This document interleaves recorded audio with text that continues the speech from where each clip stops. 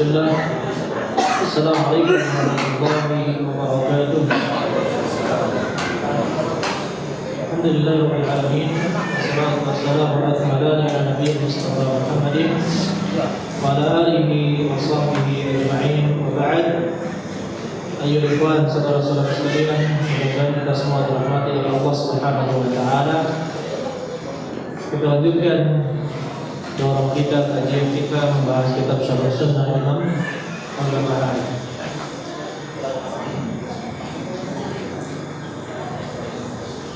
Qala al-mu'allif rahimahullah ta'ala, wal kalam wal jidal wal khusumatu fil qadari khasatan manhiyun anhu inda jami'il firaq li'anna al-qadar sirrullahi.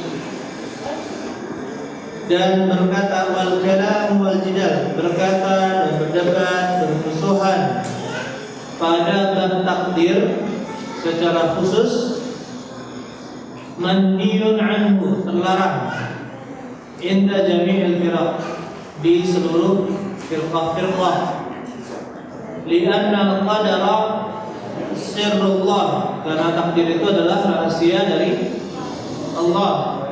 Wa nahar Rabbu jalla ta'ala al-anbiya'a 'anil kalami fil qadar, dan Rabb melarang para nabi untuk berbicara tentang takdir. Wa nahan Nabiyya sallallahu alaihi wasallam 'anil khusumati fil qadari, dan Nabi sallallahu alaihi wasallam melarang bermusuhan, berdebat di dalam takdir. Wa karihahu ashabu Rasulillah sallallahu alaihi wasallam, dan sahabat Nabi sallallahu alaihi wasallam membencinya. Wa karihahu tabi'un, dan para tabi'in juga membencinya. Wa karihahu al-ulama wa ahlul wara', begitu pula para ulama dan ahlul wara' membencinya. Wa nahaa 'anil jidali fil qadar, dan mereka melarang dari berdebat tentang takdir. Fa'alaika bil taslimi wal iqrari wal iman, engkau wajib menerima, wal iqrar, dan menetapkan, wal iman, dan beriman. Wa i'tiqadi ma qala Rasulullah sallallahu alaihi wasallam, dan meyakini apa yang dikatakan oleh Rasulullah sallallahu alaihi wasallam fi jumlatil asya', pada beberapa hal, maksudnya disebutkan waskut amma siwa dalika, dan berdiam diri dan diamlah atas apa-apa yang selain itu.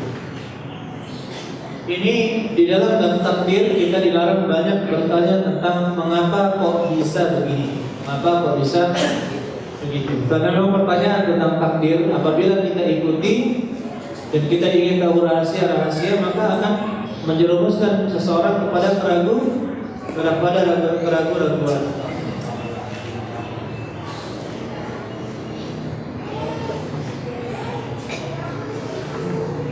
Adapun manusia tidak mengetahui ilmu Allah Subhanahu wa taala.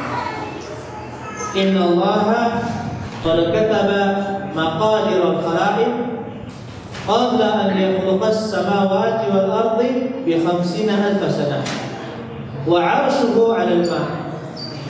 Nabi sallallahu alaihi wasallam bersabda, sesungguhnya Allah telah mencatat takdir seluruh makhluk sebelum penciptaan langit dan bumi selama 50.000 tahun lamanya.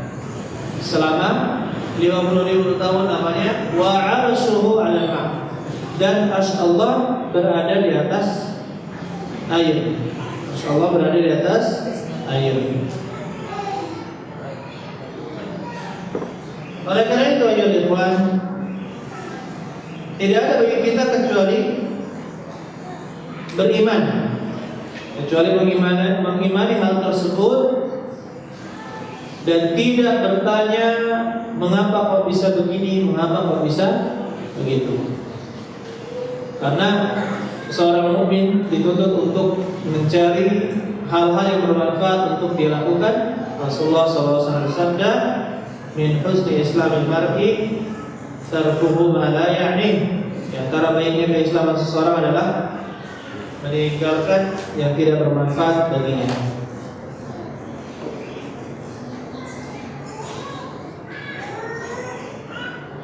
Kemudian kita juga disuruh diam terhadap hal-hal yang tidak disebutkan oleh Allah dan Rasulnya. Contohnya dalam hadis Nabi Sallallahu Alaihi Wasallam, Rasulullah Sallallahu Alaihi Wasallam bersabda, Inna Allaha farada fara'idha fala tudayyi'uha. Sesungguhnya Allah telah mewajibkan kewajiban-kewajiban dan janganlah kalian tidak mengerjakannya. Wa harrama asya' fala tantahibuha. Dan Allah mengharamkan berbagai macam hal, janganlah engkau kerjakan, kalian kerjakan. Wa sakata an asya' rahmatan bikum ghairu nisyan. Dan Allah berdiam diri terhadap beberapa hal sebagai rahmat, ya, untuk kalian, dan tidak lupa fala tas'alu anha, dan janganlah kalian bertanya tentangnya, termasuk di dalam bab takbir.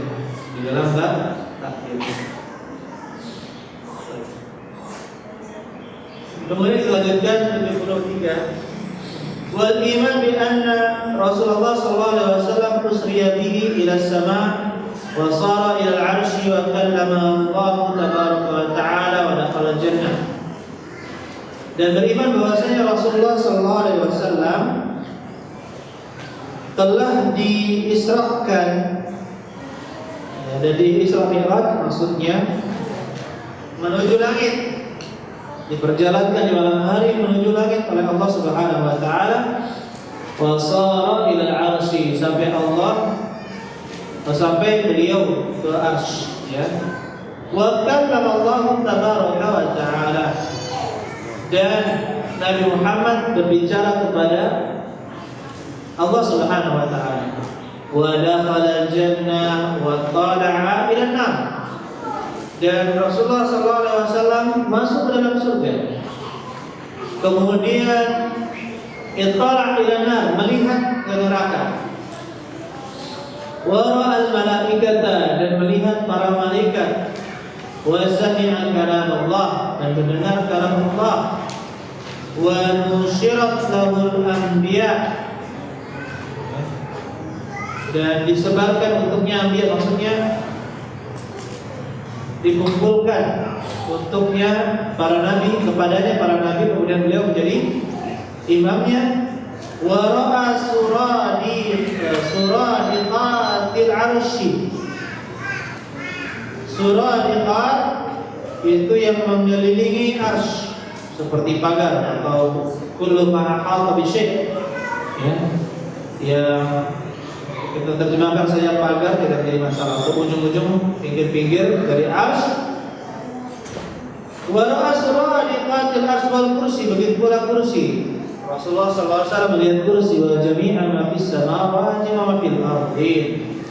Dan Rasulullah SAW melihat seluruh yang di langit dan apa-apa yang di bumi, fil yaqzah, dalam keadaan bangun sadar dan bukan tidur, dalam keadaan bangun dan sadar. Hamalahu Jibril al-Buraq, dan malaikat Jibril membawanya dengan buraq. Buraq itu apa?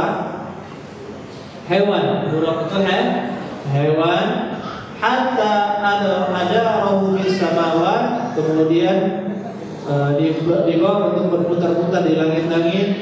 Wa furidat alaihi salawatul khamsu, dan diwajibkan baginya, kepadanya salat 5 waktu. Fitilkal lailah, pada malam tersebut. Wa raja'a ila Makkah lailatahu, dan dia kembali ke Makkah pada malam itu juga. Wa dzalika qabla al-hijrah, dan itu terjadi sebelum hijrah. Dan inilah yang dimaksud dengan Al-Isra dan Al-Mi'raj. Al-Isra dan Al-Mi'raj. Rasulullah SAW benar di Isra dan Mi'rajkan oleh Allah Subhanahu wa taala. Sebagian orang-orang musyrik mengingkari hal ini. Orang-orang musyrik mengingkari hal ini. Mereka tidak mempercayai ini. Dan parahnya ada sebagian aliran di dalam kalangan kaum muslimin yang meyakini bahwasanya yang dimaksud ke langit ketujuh itu adalah ke dimensi ketujuh. Dan Nabi Sallallahu Alaihi Wasallam tetap berada di Makkah. Ya, maka perkataan mereka ini Rasulullah SAW masuk ke dimensi lain, maka perkataan ini adalah perkataan yang salah. Tapi yang benar Rasulullah SAW benar-benar dibawa oleh buraq yang bentuknya seperti kuda, ya, lebih kecil dari kuda, lebih besar daripada himar. Kemudian sekali melangkah sejauh mata memandang, ya. Kemudian dibawa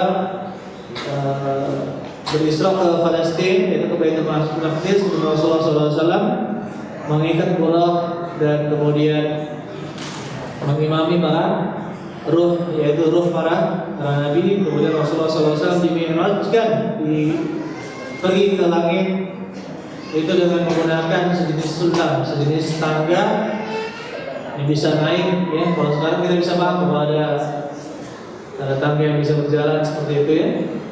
Tapi ini lebih canggih lagi dan sangat cepat menuju langit ketujuh. Setiap langit maka bertemu dengan para nabi, ya. Para nabi Adam, Isa, kemudian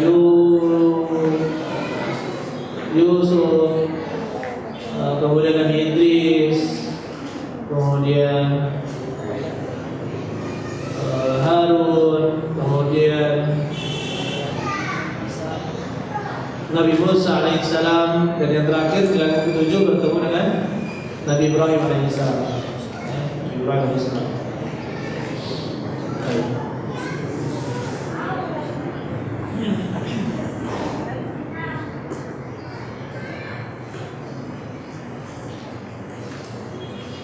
Baik, kemudian Rasulullah SAW masuk ke dalam surga dan melihat ahli surga, masuk ke dalam neraka dan melihat ahli neraka. Mungkin ada yang bertanya, kan penghuni surga sekarang, penghuni neraka tidak ada yang diazab sekarang, penghuni surga juga tidak ada yang diberi kenikmatan.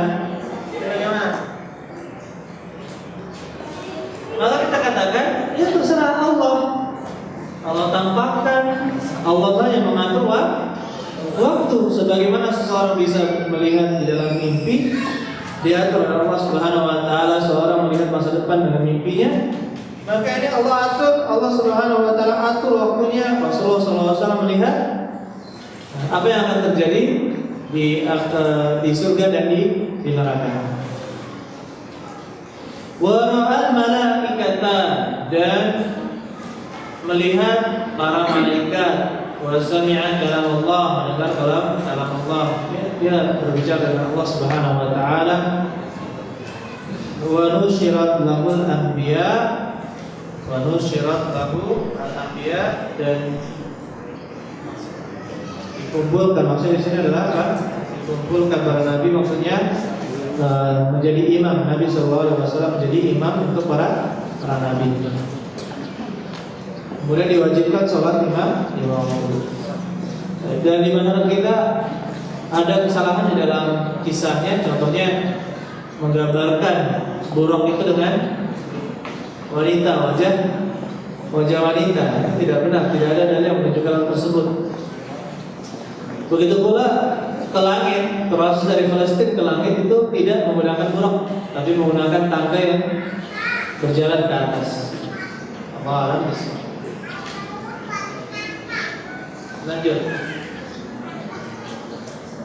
Walam anna arwah syuhada fi hawasil khairin qadrin tasrahu fil jannah wa ta'wi ila qanadil tahta al-'arsy wa arwah al-fujjar wal kuffar fi bi'r barahut wa hiya fi sijjin. Dan ketahuilah bahwasanya ruh-ruh para orang yang mati syahid, ruh syuhada, yaitu orang yang mati syahid, fi hawasil tayr, fi hawasil tayr. Hausan itu apa ya? Apa tenggorok apa ya?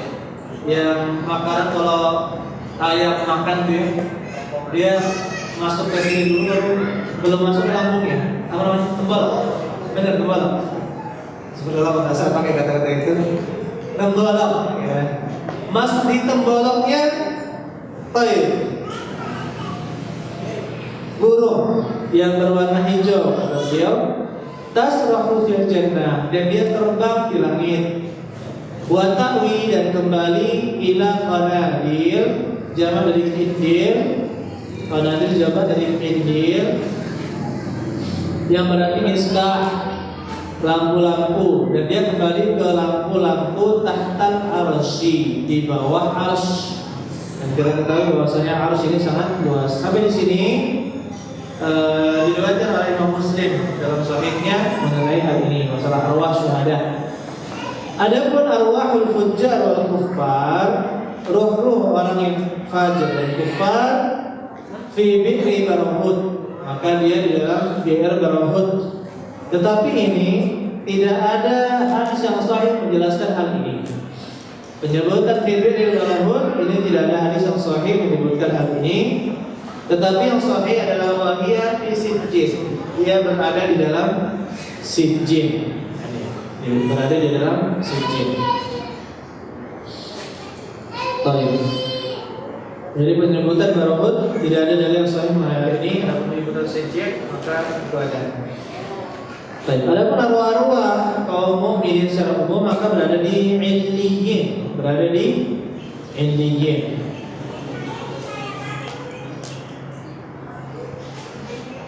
Dan selanjutnya berkata Malik, wal iman bi anal mayyit yuq'adu fi qabrihi wa tursalu fihi ruh hatta yas'alahu munkarun wa nakir al iman wa syara'ihi thumma tusallu ruhuhu ila alah wa ya'rifu al mayyit az-zakira idza zarahu wa yatana'amu mu'min fil qabri wa yu'adzabu al fajir kayfa syaa Allah.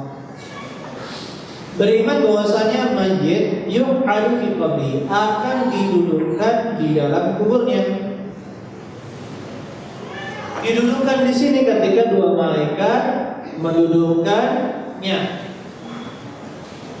Maksud mendudukkan di sini ayyuhal ikhwan, jangan dibayangkan bahwa mayat itu kehidupannya seperti kehidupan kita. Kehidupan jenazah atau mayat manusia itu memasuki alam barzakh. Memasuki apa? Alam barzakh. Jadi kalau ada orang meninggal, meskipun dia tidak di dalam kubur, dia di dalam perut hewan, atau di dalam lautan tenggelam, atau dibakar dengan api sehingga menjadi abu, maka seluruhnya didudukkan. Berarti cara duduk mereka berbeda dengan cara duduk kita. Paham? Karena kehidupan di dalam kubur itu lebih dominan kepada al-arwah, kepada roh. Paham? Kehidupannya dominan kepada roh. Dan bisa sekali-sekali berhubungan dengan badannya, berhubungan dengan badannya. Kemudian yas'aluhu munkar wa nakir, dan dia ditanya oleh munkar dan nakir. Ini hadis yang sahih menyebutkan nama munkar dan nakir.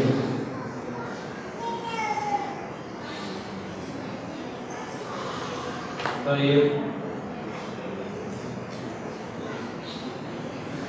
Wa anil iman wa syara'ihi, yaitu ditanya tentang man rabbuka, ya. Orang mukmin menjawab, siapa orang mukmin menjawab rabbi Allah, aku adalah Allah. Ma dinuka dini Islam, man hadzal rajul, dia adalah Muhammad sallallahu alaihi wasallam. Adapun orang-orang munafik, orang-orang kafir, maka dia mengatakan ha la adri, saya tidak tahu. Ya, masih dia tahu. Akhirnya diazab oleh Allah Subhanahu wa taala.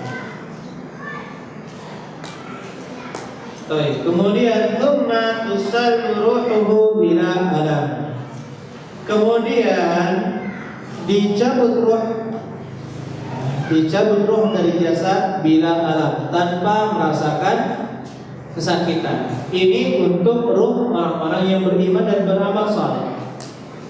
Dibisarkan oleh Rasulullah SAW seperti wadah air minum ditumpahkan, maka dia mengalir dengan lancar. Ini adalah ruhnya orang-orang yang beriman dan beramal saleh. Adapun ruh orang-orang yang kafir, kemudian orang-orang kafir dan orang-orang yang fajir, maka dia seperti kata Rasulullah SAW, wal, tahu ya wal ya? Apa namanya?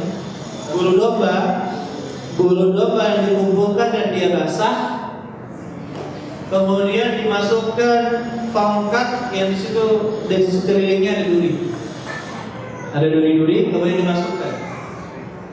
Maka kalau dia basah akan susah dicabut. Kalau wol itu basah akan susah dicabut. Nah, seperti itulah roh orang-orang kafir dicabut oleh Allah Subhanahu wa taala oleh malaikat maut, ya. Cabut sangat susah. Adapun orang-orang Islam maka seperti dituangkan air.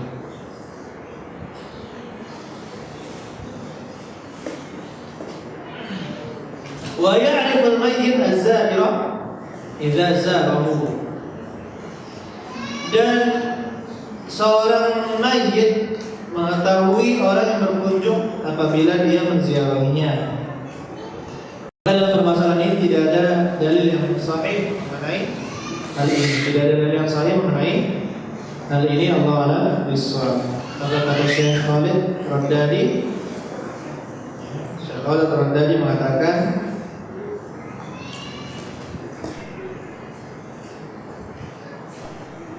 baik.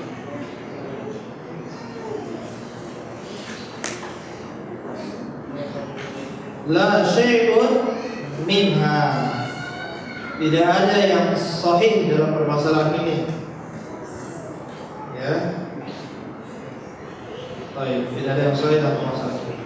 Baik. Halaman 92 itu catatan di buku antum. Wa ya'riful mayyit az-zahira idza zarahu wa yatana'amul mu'min. Jadi sini merupakan yang kita katakan buku ini adalah hasil ijtihad dari beliau. Jadi kita temukan beberapa mungkin kesalahan, ya. Sedangkan akidah itu dibangun di atas dalil yang sahih, dibangun dari dalil yang sahih. Wa yatana'amul mu'minu fil qabri wa yu'adzab al-fajiru kaifa syaa Allah. Dan orang mukmin akan diberi kenikmatan di dalam kuburan, sedangkan orang yang fajir maka akan diadab sesuai kehendak Allah Subhanahu wa taala. Baik. Ya. Orang mukmin akan dilapangkan kuburannya, kemudian didatangkan, dan ingat, orang yang sudah masuk dalam kubur maka dia sendirian. Tidak ada yang menemaninya di alam kubur kecuali siapa? Kecuali siapa? Amal-amalnya sendiri. Jadi nanti ada yang kaget. Orang mukmin akan kaget, orang kafir juga kaget. Siapa kamu? Wajahnya putih, bersih, ganteng, gitu ya. Siapa kamu? Saya adalah sholatmu. Siapa kamu? Saya adalah puasa. Jadi yang menemani dalam kubur adalah amal-amal. Begitu pula orang kafir, maka ditemani dengan amalan-amalannya. Wajahnya kusam, gelap, menakutkan, busuk lagi, ya. Ini menjadi teman orang-orang kafir. Mudah-mudahan kita tidak masuk ke dalam golongan orang-orang kafir dan fajir. Amin. Dan kita diberi lapangan dalam kubur, tempat yang sangat luas dan diberikan kenikmatan yang sangat banyak oleh Allah Subhanahu wa taala dalam kubur. Karena lumayan lama, kalau misalkan kita kiamat masih lama, berarti lama juga di dalam kuburan.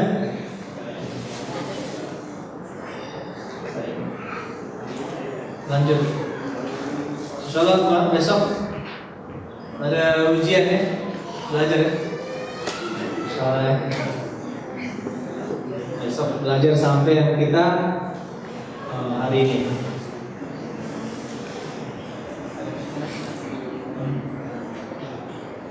Dikit aja. Yang penting diketahui siapa juara satu.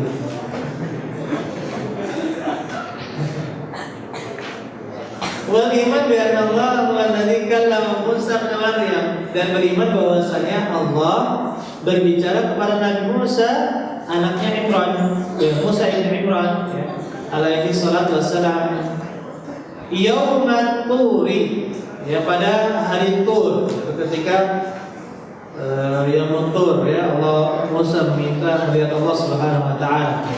Wa Musa yasma'u min Allahi al-kalam bis-sautin, dan Nabi Musa alaihissalam mendengar dari Allah perkataan dengan suaranya.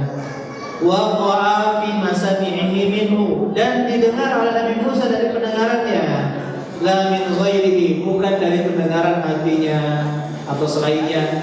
Wa man qala ghaira hadza faqad kafara billahi al-'azim, barang siapa yang mengatakan selain ini, maka dia telah kafir kepada Allah Subhanahu wa taala. Mengapa?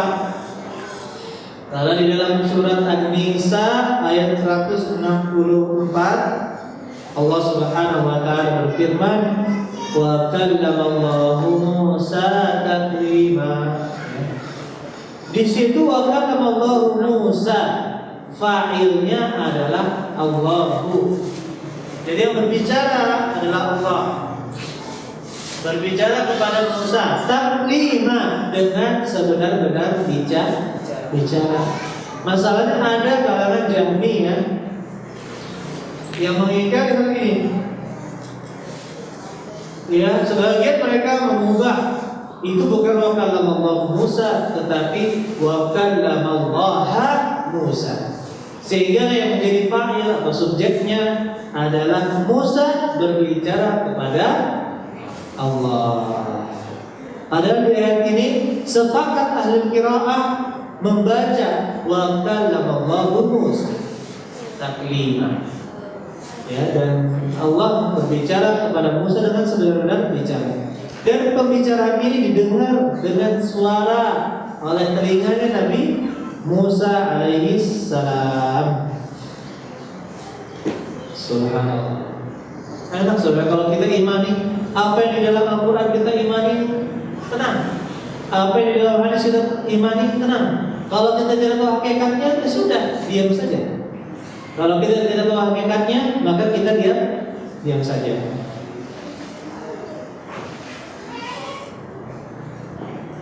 Baik.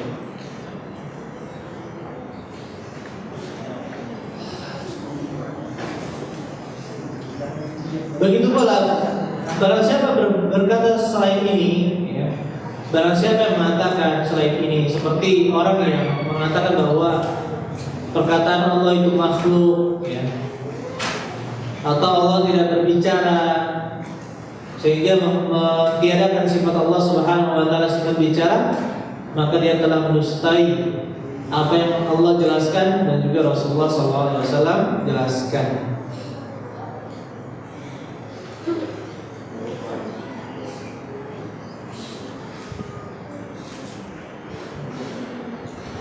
Qala al-mu'allif wa'lam anna asy-syarra wal khaira bi qada'illahi wa qadarihi. Ketahuilah bahwasanya keburukan dan kebaikan adalah dengan takdir Allah dan bi qada'illah wa qadarihi, sesuai dengan takdir Allah dan qadarnya. Qada wal qadar. Baik.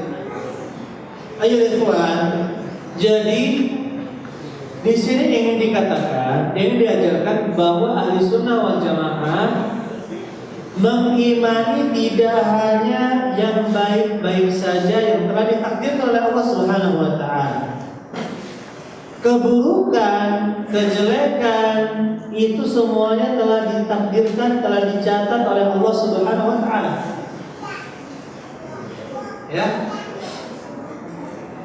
Jadi takdir Allah Subhanahu wa taala terbagi menjadi, masyiah Allah terbagi menjadi dua. Kita tidak tersesat di dalamnya. Yang pertama, masyiah al-kauniyah. Al-kauniyah, masyiah Allah yang pasti terjadi dan dikehendaki oleh Allah. Baik itu baik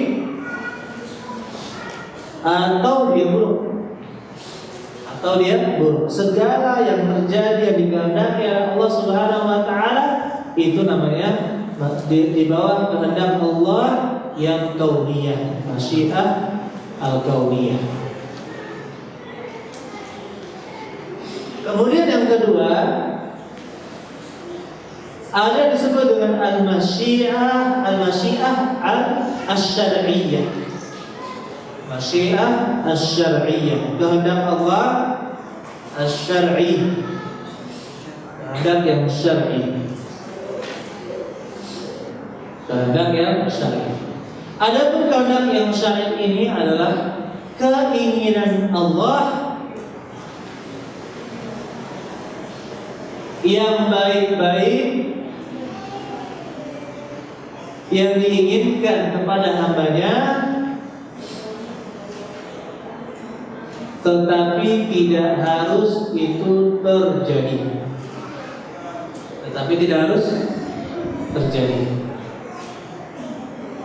Contohnya, wallahu la yuhibbul fasad, dan Allah tidak mencintai al-fasad, kerusakan.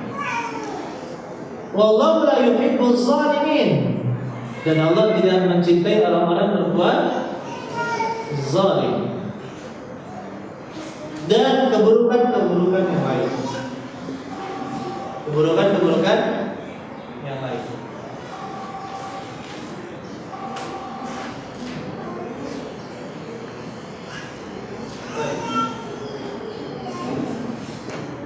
Dan ini al-masyiah asy-syar'iyyah tidak harus terjadi. Masyiah asy-syar'iyyah ini tidak harus terjadi. Ya. Dan semua yang terjadi tidak harus dicintai oleh Allah Subhanahu wa taala. Semua yang terjadi tidak harus dicintai oleh Allah Subhanahu wa taala. Seorang berzina, seorang mencuri, seorang membunuh, ini semuanya tidak terjadi kecuali dengan izin Allah Subhanahu wa taala. Wallahu khalaqakum wa ma ta'malun.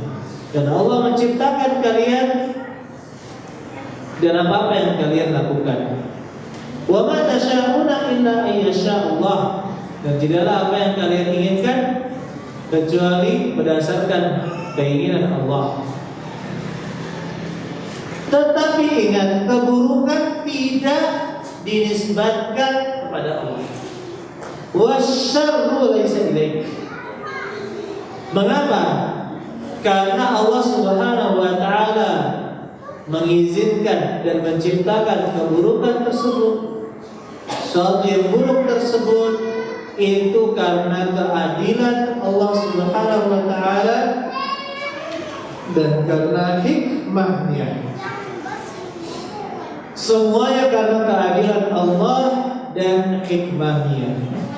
Allah tidak akan ditanya wa hum yus'alun, dan mereka lah yang akan diminta pertanggungjawaban. Oleh karena itu, ayo ikhwan, saudara-saudara sekalian,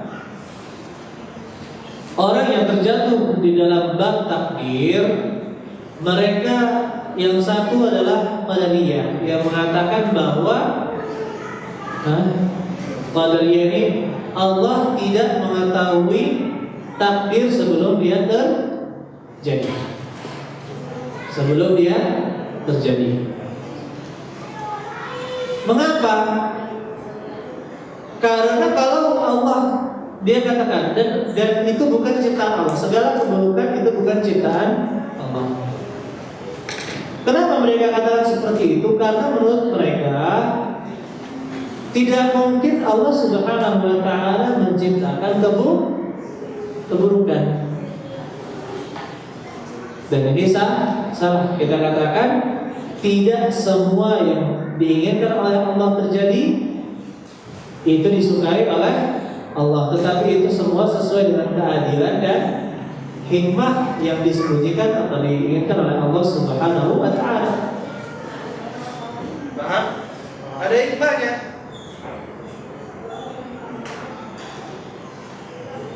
Ada hikmahnya. Banyak hikmahnya. Contohnya di antara ciri-ciri surga menertawai ahli neraka. Nah sekarang kalau menertawai ahli neraka, bagaimana bisa tertawa ahli surga kalau tidak ada di neraka? Ya tidak. Bagaimana bisa tertawa ahli surga kalau tidak ada yang masuk neraka?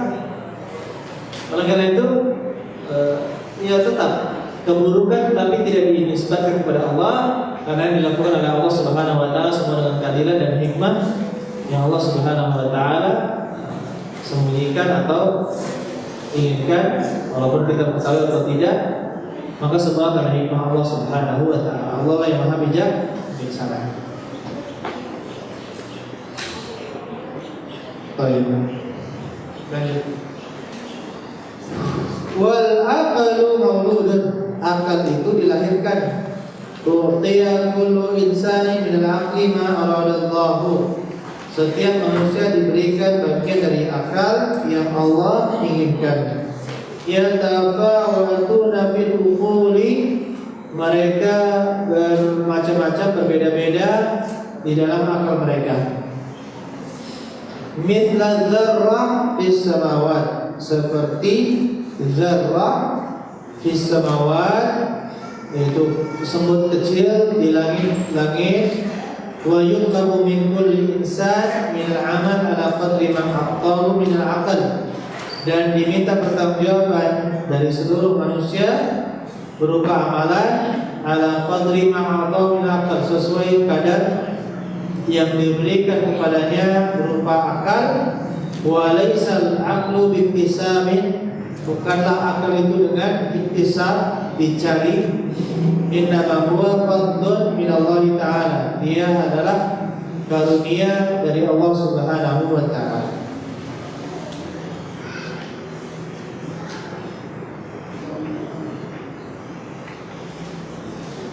Az-Zahir yang zahir perkataan berikut beliau, wal aqlu mauludun, diakhirkan. Maksudnya adalah al-aql makhluqun, akal itu diciptakan. Akal itu diciptakan. Dan di antara manusia ada bermacam-macam akal. Ada yang akalnya sempurna seperti para nabi, ya. Kemudian juga ada orang yang tidak punya akal, contohnya orang yang gila. Begitu pula anak kecil. Begitu pula akal manusia bermacam-macam. Ada yang pintar, ada yang biasa-biasa saja, ya. Dan ada yang idiot, ya, ada yang idiot.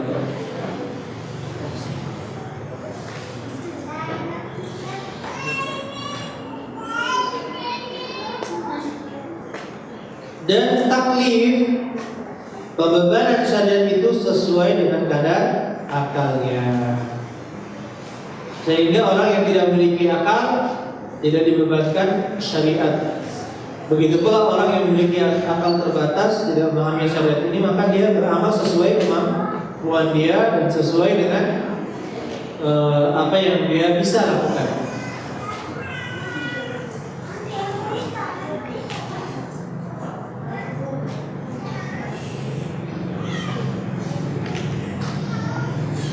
Yang selanjutnya 78, wa'lam anna Allah faddala al-ibad ba'dahum ala ba'din.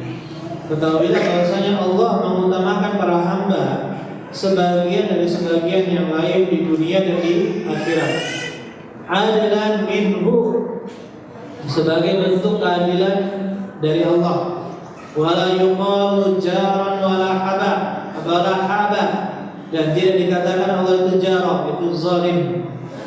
Wala haba, dan juga tidak perhatian, maksudnya tidak memikirkan, tidak memberikan kenikmatan kepada orang faman qala inna Allah faddala 'alal mu'minin faman qala inna fadlallahi 'alal mu'min wal kafir sawa' fa huwa sahibu bid'ah.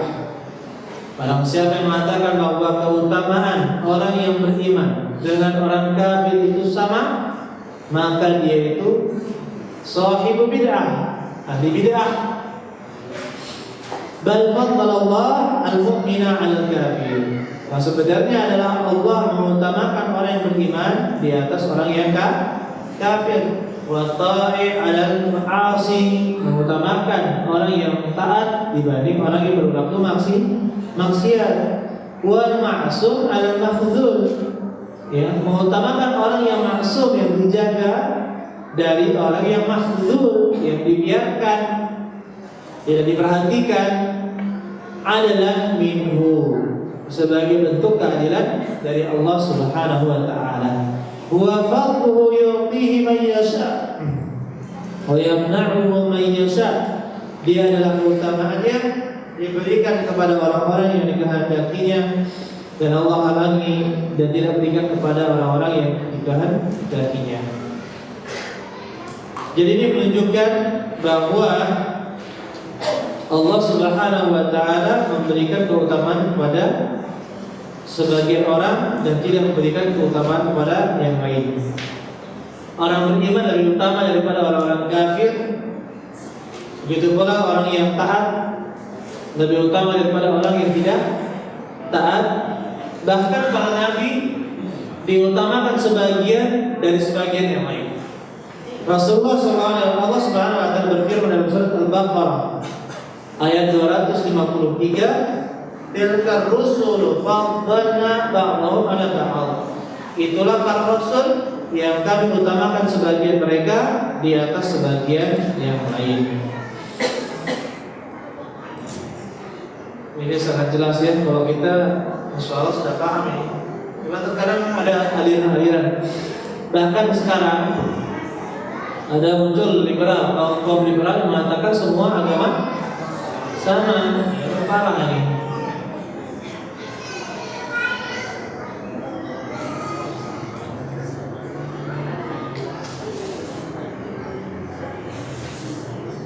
Wala yahillu an taktuman nasihat ahadan minal muslimin. Tidak halal bagimu untuk menutupi atau berdiam diri dari memberi nasihat kepada seseorang dari orang-orang Islam.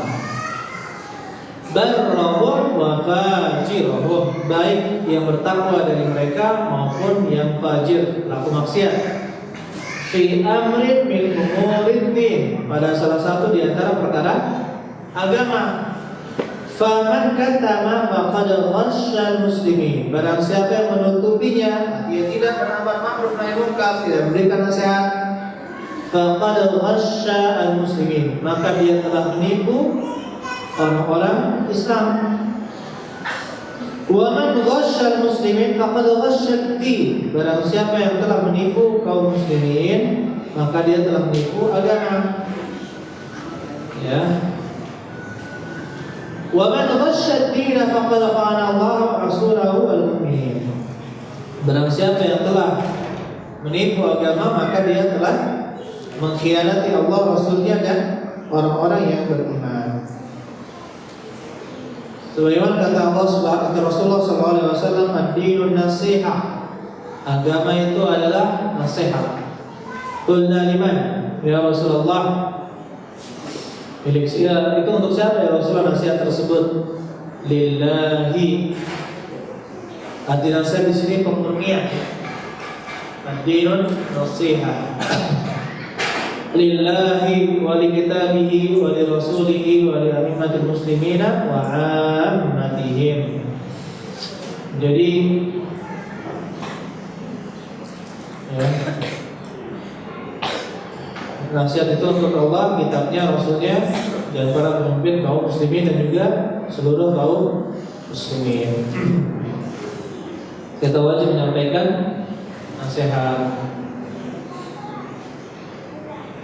Wallahu sami'un basirun alim, dan Allah itu maha sami' basir alim, maha mendengar, maha melihat, dan maha ketahui, yadahu mabsuqatan, kedua tangannya terbentang. Qad alima anna al-khalqa ya'sunahu qabla an yakhluqahu. Dia telah tahu bahwa makhluk akan bermaksiat kepadanya sebelum Allah ciptakan mereka. Ilmu nafidun fihim, ilmunya ya, nafidun fihim, meliputi mereka. Falam yamna'hu ilmuhu fihim an hadahu bil Islam. Tetapi ilmu Allah tersebut tidak menghalangi Allah untuk memberi mereka petunjuk untuk masuk ke dalam agama Islam. Wa manna bihi alaihim karaman wa judan wa tafaddulan. Dan Allah berikan karunia kepada mereka, karaman, berikan kepada karam, kebaikan, wajudan, kedermawanan, watafaddulan, dan kelebihan, falahul hamdu, dan untuknya lah pujian. Baik, di sini penyebutan tangan Allah Subhanahu wa taala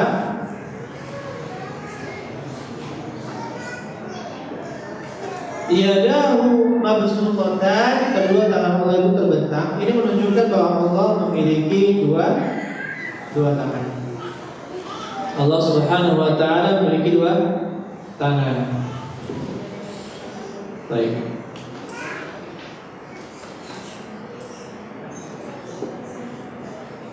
Selanjutnya, wa'lam anna al-bisyarah indal mauti thalathu bisyarat. Ketahuilah bahwasanya bisyarah indal maut,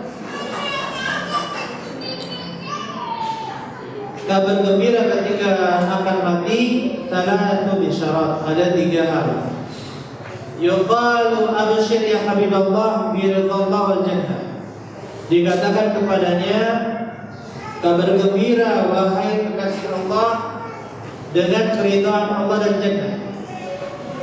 Wa yuqal abshir ya Abdullah bil jannah ba'da al-Islam. Jadi dikatakan kabar gembira wahai Allah dengan surga ba'da al-Islam, setelah memeluk Islam. Wa yuqal abshir ya Abdullah bi ghadabillahi wan nar. Ya. Kabar buruk wahai musuh Allah dengan kemarahan Allah dan juga neraka.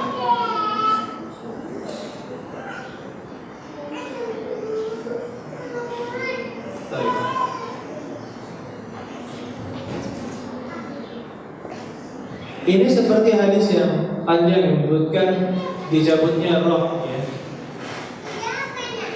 Sebagaimana malaikat maut mencabutnya dengan mengabarkan kabar-kabar gembira seperti ini.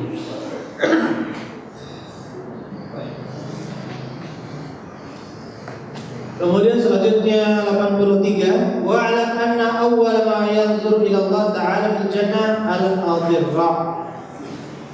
Ketahuilah bahwasanya orang yang pertama kali melihat Allah Ta'ala di surga adalah al-adirra, orang-orang yang dharir. Apa dharir?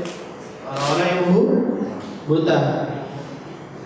Tsumma rijal, tsumma nisa, kemudian para lelaki, kemudian para wanita. Bi a'yuni ru'usihim, dengan mata kepala mereka. Kama qala Rasulullah sallallahu alaihi wasallam, sebagaimana kata Rasulullah sallallahu alaihi wasallam, innakum satarawna rabbakum kama tarawna al-qamara lailatal badri la tudhammuna fi ru'yatihi. Sesungguhnya kalian akan melihat Rabb kalian sebagaimana kalian melihat bulan di malam purnama. Kalian tidak terhalangi, la tudhammun, itu tidak terhalang-halangi, fi ru'yatihi, di dalam melihatnya, ketika melihatnya. Wal iman bihadza wajibun wa inkaruhu kufrun. Mengingkarinya mengimaninya wajib dan mengingkarinya adalah perbuatan kafir. Wujuhu yawma idzin nadhirah ila rabbiha nazirah. Wajah-wajah mereka berseri-seri kepada Rabb mereka, mereka melihat, kepada Rabb mereka melihat. Ini menunjukkan bahwa kaum muslimin, orang-orang yang masuk surga, melihat Allah Subhanahu wa taala, melihat Allah Subhanahu wa taala dengan mata mereka, bukan seperti yang dikatakan oleh sebagian kelompok dalam Islam. Mereka mengatakan Allah dilihat dengan mata hati.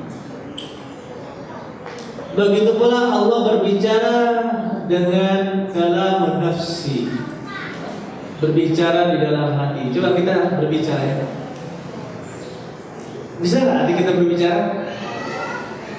Hati kita berbicara bisa tidak? Bisa nggak? Masa nggak bisa? Bisa lah, bicara dalam hati. Saya lapar nih. Lapar ya. Bicara. Lapar dalam hati dia bicara. Lapar. Bicara dalam hati dia. Dalam hati dia diucapkan, gitu ya.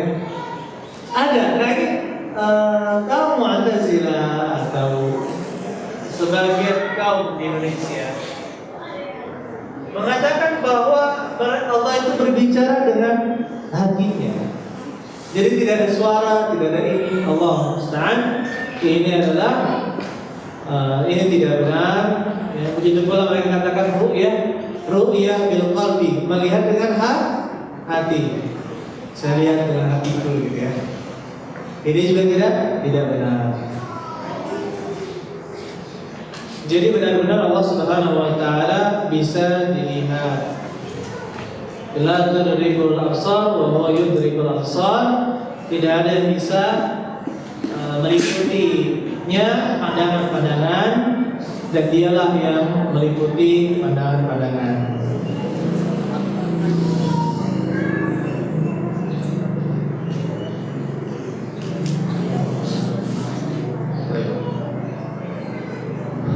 Dan kita pertanyaan dulu lah, santai bos. Silakan yang bertanya. Ya, silakan Pak. Tadi katakan yang kita duluan melihat. Oh iya, urusan tadi. Bagaimana dengan yang buta duluan melihat? Allah al-Besar, tidak ada dalil yang menunjukkan Allah al-Besar, tidak disebutkan dalil yang menunjukkan hal ini, ya. Karena orang-orang buta nanti tidak ada yang buta. Kalau sudah masuk surga tidak ada yang buta. Semuanya dinormalkan oleh Allah Subhanahu wa taala. Nah, di sini berkata Syekh Al-Baghdadi,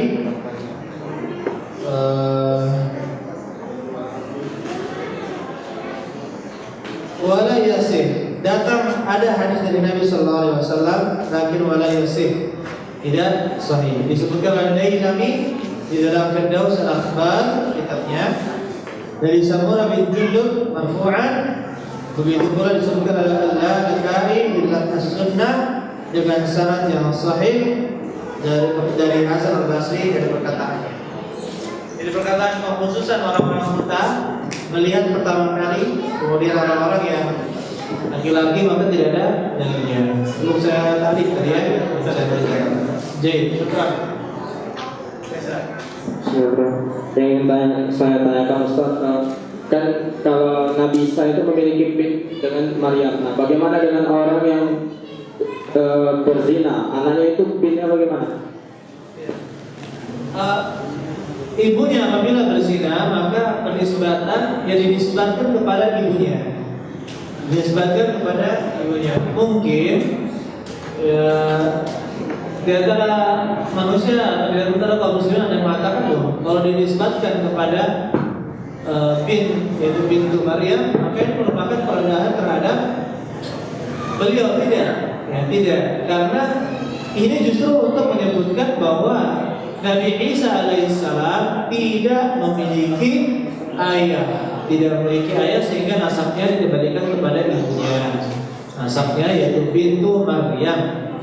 Bagaimana difirmankan oleh Allah Subhanahu wa taala, ya Maryam binta Imran, wahai Maryam anak Imran. Kemudian dalam surat At-Tahrim ayat yang terakhir, Maryam ibnat Imran allati ahsanat farjaha wa nafakhat fihi, ini seterusnya ya. Itu menunjukkan bahwa itu benar namanya bintu Maryam. Baik, ada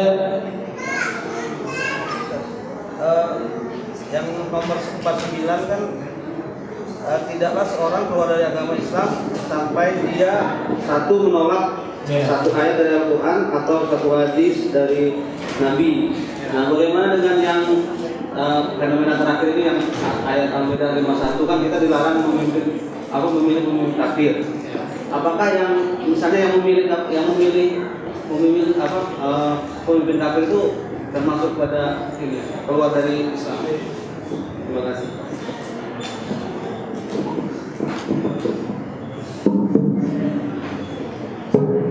bagaimana dengan orang yang memilih pemimpin kafir?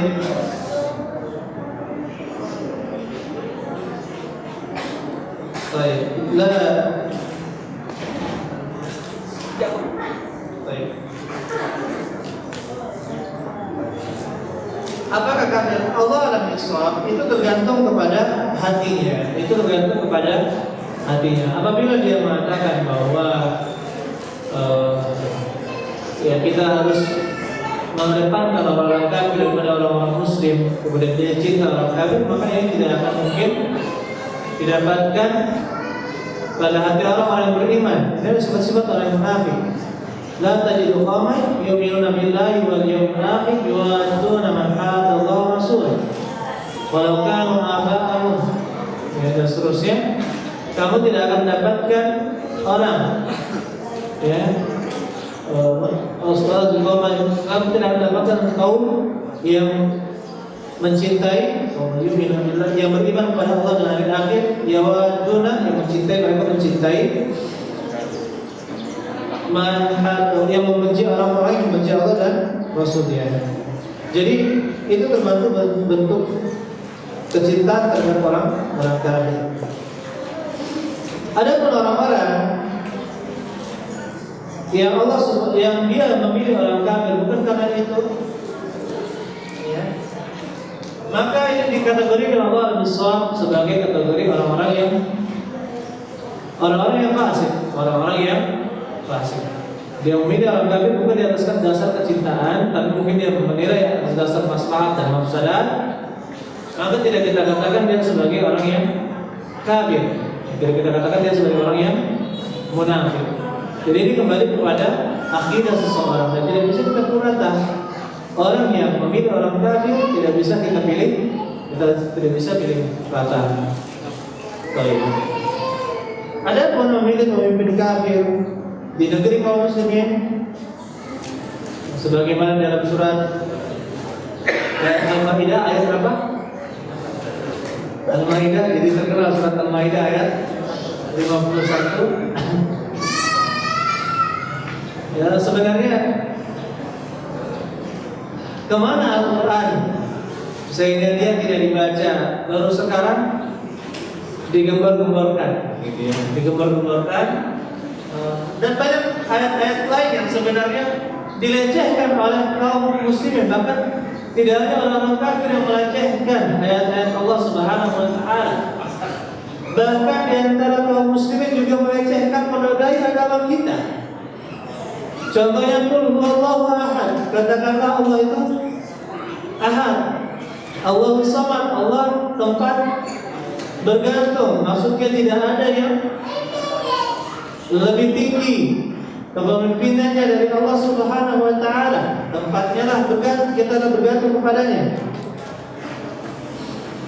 Ini dilecehkan, masih banyak orang berbuat syirik. Ini penodaan terhadap agama. Penodaan terhadap agama.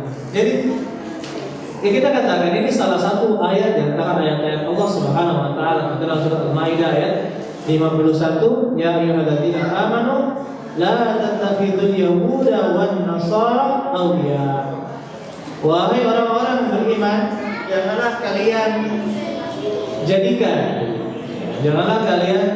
jadikan orang-orang Yahudi dan Nasrani sebagai wali-wali. yaitu teman-teman setia atau teman-teman penolong, teman-teman pembantu, begitu pula para pemimpin. Ya, ini berkaitan, sebab turunnya ayat ini pun berkaitan dengan orang yang lebih memilih orang kafir untuk dijadikan pelindung. Ya, dijadikan pelindung. Jadi saya, kemana kamu jika kamu diserang? Maka dikatakan saya akan pergi ke sini. Saya akan pergi ke sana, akan berlindung pada orang kafir. Saya akan berlindung pada orang Yahudi. Saya akan berlindung kepada orang-orang Nasrani. Saya akan berlindung pada ini, pada itu. Maka Allah Subhanahu wa taala katakan, ya ayyuhalladzina amanu la tattakhidhu al-yahuda wan nasara awliya. Janganlah kalian jadikan Yahudi dan Nasrani sebagai pelindung pengayom. Ba'dhum awliya ba'd, sebagian mereka adalah sebagian yang lain. Wa may yatawallahu minkum fa innahu minhum. Barang siapa yang menjadikan teman setia atau pemimpin di antara kalian, maka dia termasuk di dalamnya. Innallaha la yahdil qaumadz zalimin. Sesungguhnya Allah tidak memberi hidayah kepada orang-orang yang zalim. Allah besar. Jadi dilihat nasihat ini. Adapun ketika kita di negara kafir, maka sebagian ulama tetap berfatwa apabila memang ada pemimpin kafir yang lebih kedua-duanya kafir atau ketiga-tiganya kafir, tetapi kalau misalkan ada yang lebih dekat dengan Islam dan memperjuangkan hak kaum muslimin, maka tidak mengapa mungkin orang kafir. Apakah hukum membuka dalam kendaraan bermotor yang bekerja sama dengan leasing pembiayaan leasing ya, apabila si konsumen ingin membeli cara kredit haram? Apa hukum menikah lagi tanpa izin istri pertama? Ibu-ibu dengar bu soalnya. Apa hukum menikah lagi tanpa izin istri pertama?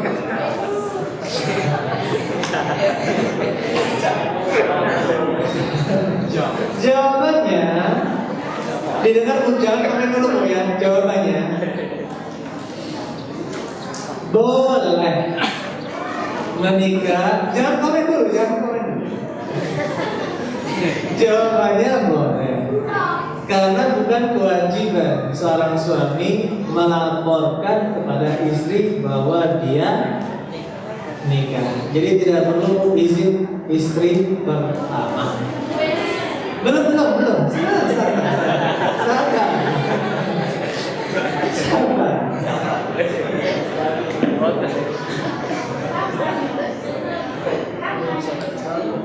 Tetapi ini ada tetapinya. Sebagai bentuk husnul usrah, yaitu baiknya pergaulan dengan istri. Karena istri adalah sebaik-baik tetangga, maka yang paling baik adalah dengan izin sang istri. Dan ini termasuk akhlak yang mulia. Ini termasuk akhlak yang mulia dan utama. Karena sebaik-baik tetangga, sedekat-dekat tetangga adalah istri kita. Dan kita diperintahkan untuk berbuat baik kepada tetangga kita. Istausu bin nisa'i khairan. Berbuat baiklah kalian kepada para wanita. Berbuat baiklah kalian kepada para wanita. Oleh karena itu saudara-saudara sekalian, apabila benar-benar tidak butuh, ya, apabila benar-benar tidak butuh, maka sabarlah menanti surga. Ini mesti menikah. Karena apa? Karena kita juga memiliki peraturan menikah 2, 3, 4 itu bukan satu kewajiban. Sementara peraturan di negara kita tidak memungkinkan hal tersebut kecuali dengan syarat yang ketat. Seperti istri tidak mampu lagi melayani atau istri mengalami kelumpuhan, ya. Syarat yang ketat sekali yang ditetapkan oleh negara kita. Dan ini termasuk hal yang bukan maksiat kepada Allah Subhanahu wa taala, tapi untuk maslahat. Oleh karena itu ya ikhwan, saudara-saudara sekalian, ya, Kalau benar-benar tidak butuh atau tidak terlalu ngebet gitu ya, artinya tidak terlalu takut dengan perbuatan zina, masih cukup dengan satu istri, maka cukupkan saja dengan satu istri yang lebih utama. Dan kemudian ayo ikhwan, yang paling baik adalah idkhalus surur ala qalbil mu'min, memasukkan kegembiraan, kesenangan di hati seorang mukmin. Dan istri kita juga seorang mukmin yang patut kita masukkan kegembiraan di dalam hatinya. Bagaimana saudari-saudari sekalian? Jadi bagaimana Ustaz? Ya jangan langgar peraturan. Kalau masih bisa satu kecuali antum sudah terfitnah dengan wanita dan sudah tidak tahan lagi, akan takut kepada perbuatan zina, ya sudah, apa boleh buat, maka silahkan berpoligami. Dan seorang istri kalau mengetahui keadaan suaminya seperti itu, wajib baginya mengizinkan, bukan lagi melarang, wajib mengizinkan siapa? Suaminya. Kalau mengetahui keadaan suaminya berbahaya kalau dia tidak menikah lagi. Dan seorang wanita harus paham dengan keadaan dirinya. Kalau misalkan tidak mampu melayani, tidak mampu mempergauli dengan cara yang baik, maka ya berikan solusi untuk suami kita agar dia tidak terjatuh kepada perzinahan. Cukup jawabannya? Cukup dimengerti? Ibu-ibu cukup dimengerti, Bu? Apa hukum bekerja di apa ini? Apa hukum bekerja di TU? TV lah. Hah? Oh, TV. Apa hukum bekerja di TV yang terkadang tidak adil dalam pemberitaan tentang Islam? Bekerja di TV saja yang sekarang ini ya TV umum tidak diperbolehkan. Kenapa? Karena di sana ada hal-hal yang haram, bahkan kebanyakan adalah hal haram. Kebanyakan adalah hal yang haram, maka tidak diperbolehkan bekerja di sana.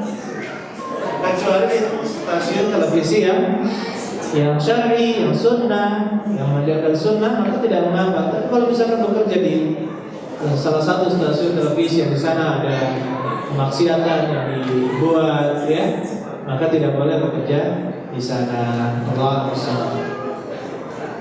Apakah Khawarij masuk surga? Tergantung kepada pendapat. Kalau ada yang mengatakan bahwa dia itu adalah kaum kafirin, orang-orang kafir, maka mereka masuk ke dalam neraka, disebut dengan kilab adinnar, anjing-anjing neraka. Tetapi kalau misalkan mereka tidak sampai ke derajat kafir, masih dalam kalangan kaum muslimin, maka mereka tetap masuk ke dalam surga dan dicatat itu sebagai perbuatan dosa besar. Allah a'lam bishawab.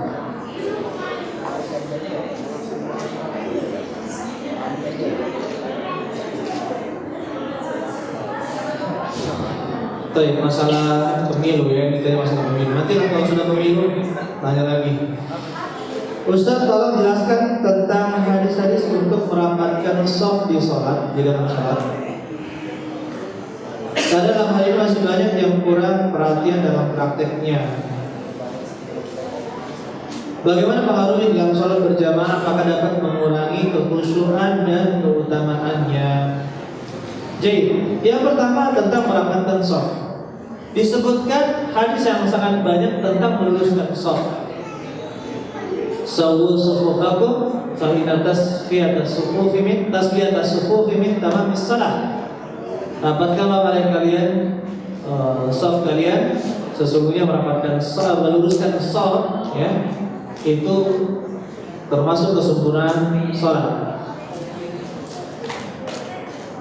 Kemudian juga disebutkan dalam riwayat tarasu, dalam riwayat tarasu, yaitu rapatkanlah oleh kalian. Dan riwayat wa'tadilu, luruskanlah. Jadi disebutkan juga salah satu keutamaan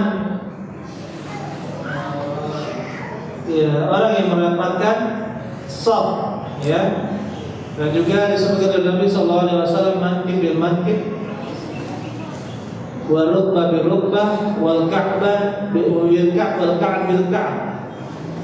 Pundak dengan pundak dirapatkan, kemudian rukbah, lutut dengan lutut dirapatkan, kemudian ka'ab dengan ka'ab, yaitu mata kaki dengan mata kaki. Walaupun kita katakan untuk rukbah dengan ka'ab, untuk lutut dan mata kaki, maka ini digunakan untuk merapikan shaf, untuk meluruskan shaf pertama kali. Setelah itu maka tidak perlu disentuhkan satu dengan yang lainnya. Adapun yang tetap disentuhkan dalam riwayat ada rijl, rijlain, kaki dengan lafaz rijl, al-qadam bil qadam, kaki dengan kaki, wal mankib bil mankib, dan pundak dengan pundak. Jadi jangan terlalu memaksakan diri ketika sholat, ya, dia kakinya mata kakinya harus dibentuk seperti apa namanya, mau dirapatkan sekali, ya seperti itu dijelaskan oleh para fuqaha, tidak benar dan tidak diajarkan. Yang benar itu adalah kali pertama untuk merapatkan shaf, kali pertama untuk merapatkan shaf. Adapun setelahnya maka cukup kaki disentuhkan dengan kaki, pundak disentuhkan dengan pundak. Bagaimana penjelasannya? Bagaimana pengaruhnya dalam sholat berjamaah? Apakah dapat mengurangi kekhusyuan dan keutamaannya? Ya, jadi ketika merapatkan shaf bukan berarti sangat rapat, bukan berarti sangat rapat sehingga misalkan sangat rapat sehingga tidak bisa tasyahud akhir, duduk tasyahud akhir atau duduk tawarruk, maka ini juga tidak dibenarkan. Itu terlalu rapat. Ya. Rapat hanya saja jangan sampai kesempurnaan sholat tidak bisa didapatkan. Allahu a'lam. Ustaz bicara kepemimpinan, apakah ahli sunnah memimpin ahli sunnah?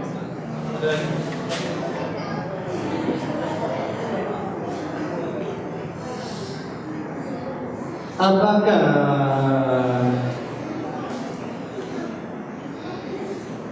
ini masalah politik ya? Nanti sajalah. Apa saja pembatal keislaman? Pembatal keislaman itu syirik, sihir, kemudian berhukum selain dengan hukum Allah, dan meyakini bahwa hukum Allah itu hukum manusia itu lebih baik daripada hukum Allah.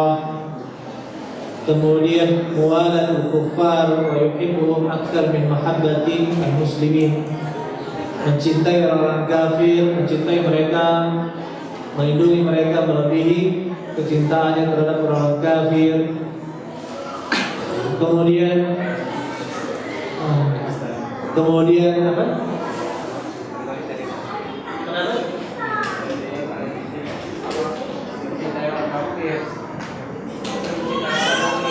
Mencintai orang kafir, melebihi orang mukmin, ya. Kemudian seperti mengejek salah satu, menghina salah satu ajaran di antara ajaran Islam, atau satu ayat atau satu hadis di antara seluruh dalil-dalil dalam Al-Quran, maka yang termasuk kafir. Walaupun satu syariat saja diingkari, maka ini termasuk hal yang bisa menyebabkan kekafiran. Mengejek syariat Islam, mengejek Nabi Muhammad, mengejek Allah Subhanahu wa taala, ini juga termasuk perbuatan kafir. Dan yang lainnya, insyaallah kapan-kapan kita bahas masalah pembatal keislaman. Apakah orang yang melakukan dalam amalannya dengan amalan bid'ah dapat merusak fondasi imannya? Tergantung. Apabila amalan bid'ahnya ini adalah bid'ah yang mengeluarkan dari agama Islam, maka merusak fondasi imannya. Tetapi kalau dia tidak sampai amalan tersebut merusak fondasi iman, maka dia tidak keluar dari agama Islam. Seperti zikir-zikir tambahan, salawat-salawat tambahan yang tidak ada kesyirikan di dalamnya, di sini tapi tidak diajarkan Nabi SAW, maka dia dianggap bid'ah dan tidak mengeluarkan dari agama Islam. Saya membaca bahwa para ulama sangat menganjurkan untuk menghafal matan. Apa yang dimaksud dengan matan? Matan itu adalah ringkasan. Matan adalah isi, namanya matan kitab, mutun ilmiah. Maksudnya adalah ringkasan-ringkasan kecil dari ilmu di setiap cabang ilmu. Contohnya buku Kutaib Usul Tsalatsa. Hafalkan Usul Tsalatsa, atau kitab Aqidah Wasithiyah, hafalkan matan Aqidah Wasithiyah. Maksudnya hafalkan bukunya. Hafalkan bukunya seluruhnya, katakan matan seluruhnya. Tetapi ya ikhwan, kita fokuskan dulu untuk menghafal Al-Quran dan hadis-hadis Nabi Sallallahu Alaihi Wasallam. Ini lebih utama. Kita hafalkan hadis, kita hafalkan ayat-ayat Al-Quran. Kemudian, adapun di dalam matan tersebut yang paling penting adalah kita paham. Yang paling penting di dalam matan adalah kita memahaminya. Kemudian kita ketika ditanya maka kita tahu dan bisa mengeluarkan dalilnya. Seperti matan-matan tersebut ada dalil-dalil yang disebutkan dari Al-Quran dan Sunnah, kita bisa keluarkan dalil-dalil dari Al-Quran dan Sunnah badahiyatan secara otomatis. Ketika ditanya langsung muncul jawabannya. Sebagaimana baca Al-Fatihah, langsung kita ucapkan Al-Fatihah. Kemudian apa dalilnya bahwasanya Allah Subhanahu wa taala pemalu, maka disebutkan hadis Nabi SAW. Langsung dia ucapkan dalilnya. Dan kita lebih fokuskan kepada hafalan Quran dan hafalan hadis. Dan adapun mata maka cukup kita melalui paham artinya, paham maknanya, paham kandungannya, dan tetap kita hafalkan dalil-dalil yang terkandung di dalam matan tersebut. Apakah syarh sunnah perlu dihafalkan seluruhnya sesuai dengan teks yang tertulis di kitab? Jawabannya tidak perlu. Yang paling paham, yang paling penting adalah kita paham. Dan untuk perkataan-perkataan beliau Imam Al-Barbahari ini di dalam kitab Syarh Sunnah ini, apabila di masyarakat kita banyak kebidahan yang beliau sesuai dengan poin berapa poin itu, maka sebaiknya kita hafalkan untuk bisa iktibas, untuk bisa menukil perkataan beliau dengan sempurna. Kita iktibas, kita menukil perkataan beliau dengan sempurna, terutama masalah tahrif dan pengertian atau pengertian. Baik. Jadi tidak perlu dihafalkan semuanya. Karena ini akan kita waktu yang paling penting paham. Ada dalil maka kita usahakan kita hafalkan. Baik. 50.000 tahun sebelum diciptakan manusia sudah ditulis ajal. Bukan diciptakan manusia, diciptakan langit dan bumi. Khamsina al-hasanah qabla an yakhluqa as-samawati wal ardi khamsina al-hasanah. Allah mencatat takdir makhluk sebelum penciptaan langit dan bumi selama 50.000 tahun. Jadi sebelum 50.000 tahunnya.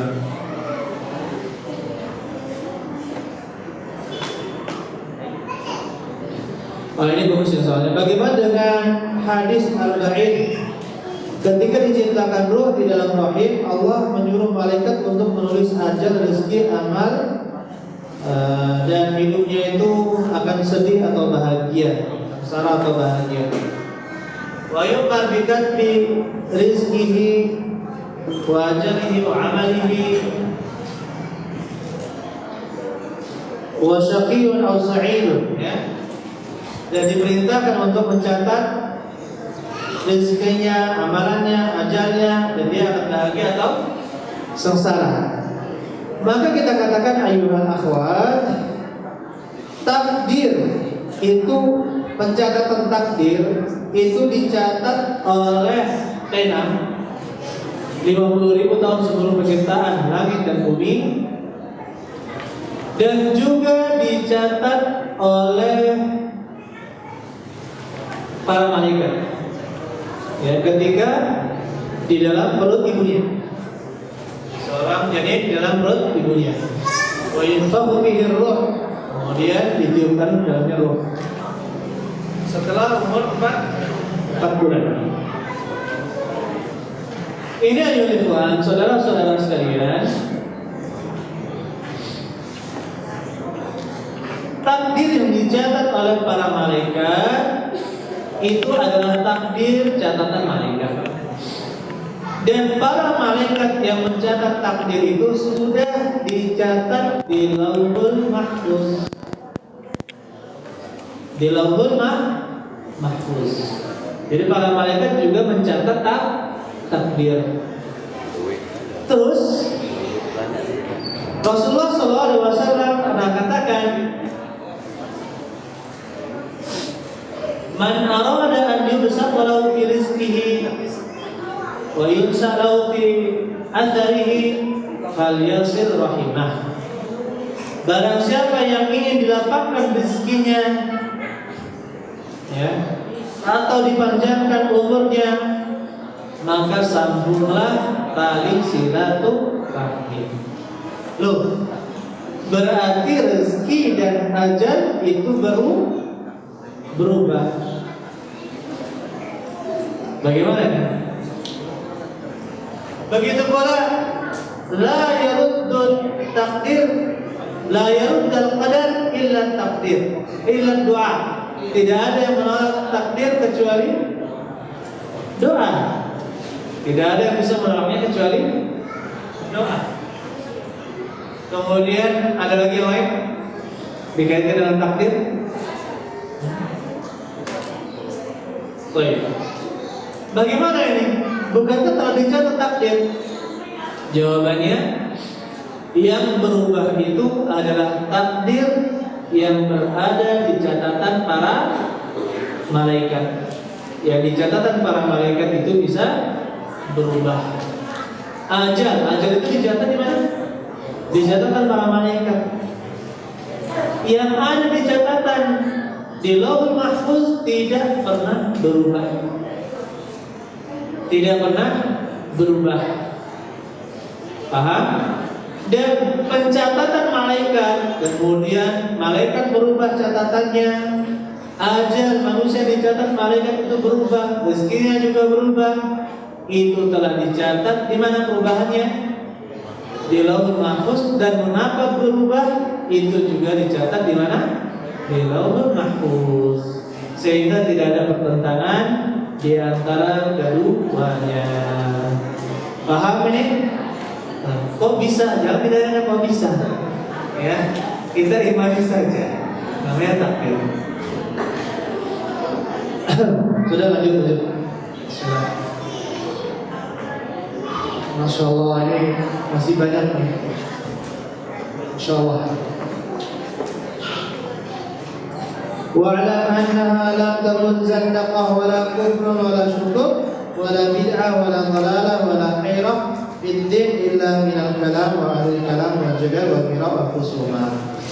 Ketahuilah bahwasanya tidak ada kemunafikan dan juga tidak ada zandaqah, kezindikan, yang zindik yaitu munafik, wala kufrun, dan juga tidak ada kekafiran, wala syukur, dan tidak ada juga keraguan-keraguan, wala bid'ah, dan juga tidak ada kebidahan, wala dhalalah, begitu pula kesesatan, wala hairatun fid din, begitu pula kebingungan di dalam agama, illa minal kalam wa ahli kalam, kecuali akibat ilmu kalam dan ahli kalam, para ulama ahli kalam, wal jadal, dan juga orang yang suka berdebat, wal mirah, sama perdebatan, wal khusumah, dan orang yang suka mencari permusuhan, wal ujbi, wa kaifa yajtari al-ujub, wa kaifa yajtari ar-rajul, bagaimana seorang berani 'alal mira' wal khusuma wal jidal, untuk berdebat, untuk melakukan permusuhan. Wallahu ta'ala yaqul, sedangkan Allah Ta'ala berkata, ma yujadilu fi ayatillah illa alladziina kafaru. Subhanallah. Tidak ada yang berdebat pada ayat-ayat Allah illa alladziina kafaru, kecuali orang-orang kafir. Subhanallah. Ini ancaman yang sangat besar kalau kita bertanya tentang ayat Allah, kok begini, kok begitu, kok begini, kok begitu, sehingga terjadi perdebatan. Ini bahaya. Ini bahaya. Fa'alaika bitaslimi wa ridha bil athar wal kaffi was sukun. Engkau wajib diam, menerima, taslim, menerima, wal ridha, ya ridha, dengan athar, dengan kabar-kabar, dengan hadis-hadis, wal kaffi was sukun, dan juga menahan diri, was sukun, dan diam. Ini sangat jelas sudah kita bahas tadi. Wal iman bi anna Allah yu'adzibul khalqa fin nar. Dan kita beriman bahwasanya Allah akan menghadap makhluk finnar, di dalam neraka, fil aghlali wal ankali was salasil, dengan aghlal dan ankal dan juga salasil. Wan naru fi ajwafihim wa fawqahum wa tahtahum, dan api itu berada di dalam tubuh mereka, masuk ke dalam tubuh mereka. Alaihim narun musadah, ya. Gimana? Alladzi jama'a malahu wa 'addala yahsabu anna malahu akhlala kalla la yunbadanna fil hutama wa ma adraka mal hutama narullahi muqada allati tattali'u 'ala afidah. Allati tattali'u 'ala afidah, yang api itu sampai ke dalam hati, sampai ke dalam hati. Ini menunjukkan dari dalam pun dia merasakan kesakitan yang sampai ke dalam hatinya. Jadi ada salah satu faedah dari ayat ini, kalau orang sudah merasakan sakit sampai hatinya, itu menunjukkan sakitnya luar biasa. Sakitnya itu apa? Luar biasa, pasti mati. Pasti mati. Tetapi untuk ahli neraka, dia tidak dimatikan oleh Allah Subhanahu wa taala, agar merasakan azab yang sangat pedih, yaitu apa? Sakit sampai ke hatinya. Coba ya, kalau ada seorang sakit sampai ke hatinya terus menerus seperti itu, bagaimana? Luar biasa azab yang menimpa seseorang. Wa fawqahum, di atas, di bawah mereka, jadi semuanya dikelilingi dengan api. Wa dzalika anna jami'a minhum Hisham al-Futi. Ada kelompok Jami'ah, di antara mereka adalah Hisham al-Futi, berkata, innama yu'adzibullahu 'inda nar, sesungguhnya Allah mengadab di sisi neraka, raddan 'ala Allah wa rasulih. Ini adalah bentuk membantah Allah dan Rasulnya. Tidak, mereka masuk ke dalam neraka, ya. Sekarang apa yang dimaksud dengan al-aghlal wal ankal was salasil? Ini difirmankan oleh Allah Subhanahu wa taala di dalam surat Al-Insan ayat ke-4, kemudian surat Al-Muzammil ayat 12. Inna a'tadna lil kafirin salasila wa aghlala wa sa'ira. Ya, sesungguhnya kami siapkan untuk orang-orang kafir rantai-rantai. Salasil itu silsilah, rantai-rantai, wa aghlal. Aghlal itu adalah ikat, ya, yang mengikat, ikatan-ikatan, ya. Wasa'ira, dan juga api. Dan ini diikatkan dengan sampai diikatkan ke leher-leher mereka, tangan mereka diikat di leher-leher mereka. Subhanallah. Dalam surat Al-Muzammil ayat 12, inna ladaina ankalam wa jahimna. Sesungguhnya kami memiliki ankala. Ankal ini alat untuk mengazab. Jadi di dalam tafsir disebutkan ada dua.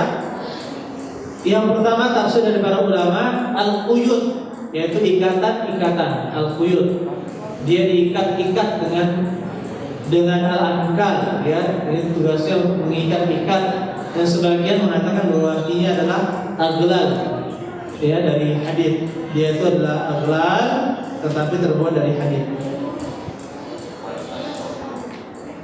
Baik, yang ke-85 86. Wa'alam anna salatul fardhu khamsu salawat. Ketahuilah bahwasanya salat fardu itu ada 5. La yuzadu fihi wa la yunqas fi mawaqitiha.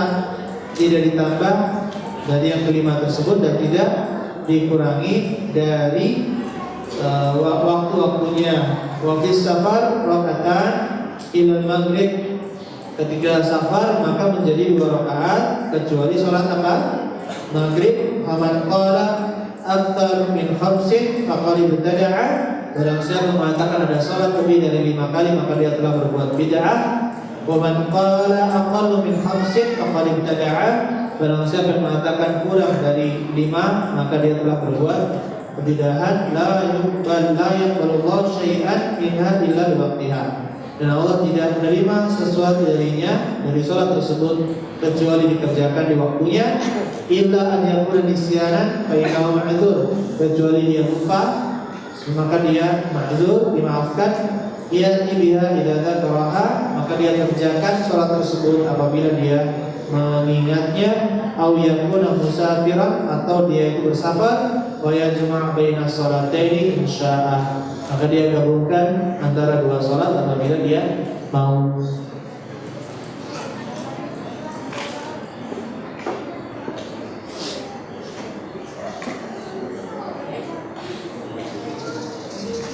Ini sholat itu 5 waktu. Jadi ada di Indonesia ini yang mengatakan bahwa sholat itu cukup 2 kali. Ada di Indonesia. Ya, karena ini aliran sesat. Kita katakan ini aliran sesat.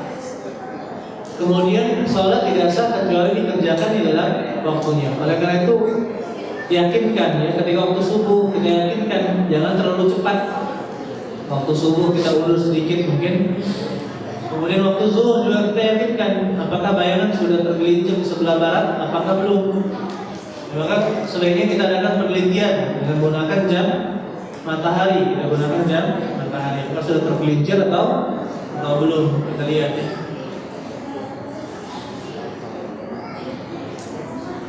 Tapi boleh untuk orang yang ketiduran atau lupa, man nama an salatin aw nasiya anha fal yusalliha idza dzakaraha. Apabila seorang tidur dari salat atau dia lupa, maka salatlah ketika dia ingat. Begitu pula boleh menjamak salat. Baik, lanjut. Wa zakatu min adh-dhahabi wal fiddati wat tamri wal kubur wad dawab. Ala ma qala Rasulullah sallallahu alaihi wasallam, fa in qassamaha fajaizun wa in dafa'aha ila al-imam fajaizun, wallahu a'lam. Zakat itu adalah berupa zahab wal fiddah, emas dan perak, wat tamr dan kurma, begitu pula hubub, bijian, wad dawab, begitu pula hewan, maksudnya bahimatul an'am. Bahimatul an'am yaitu hewan ternak. Dinamakan hewan ternak ini di dalam bahasa Arab itu ada 3, yaitu unta, sapi dan kambing. Kalau ghanam itu terbagi menjadi 2, kambing yang kambing dan kambing yang domba, ya, domba.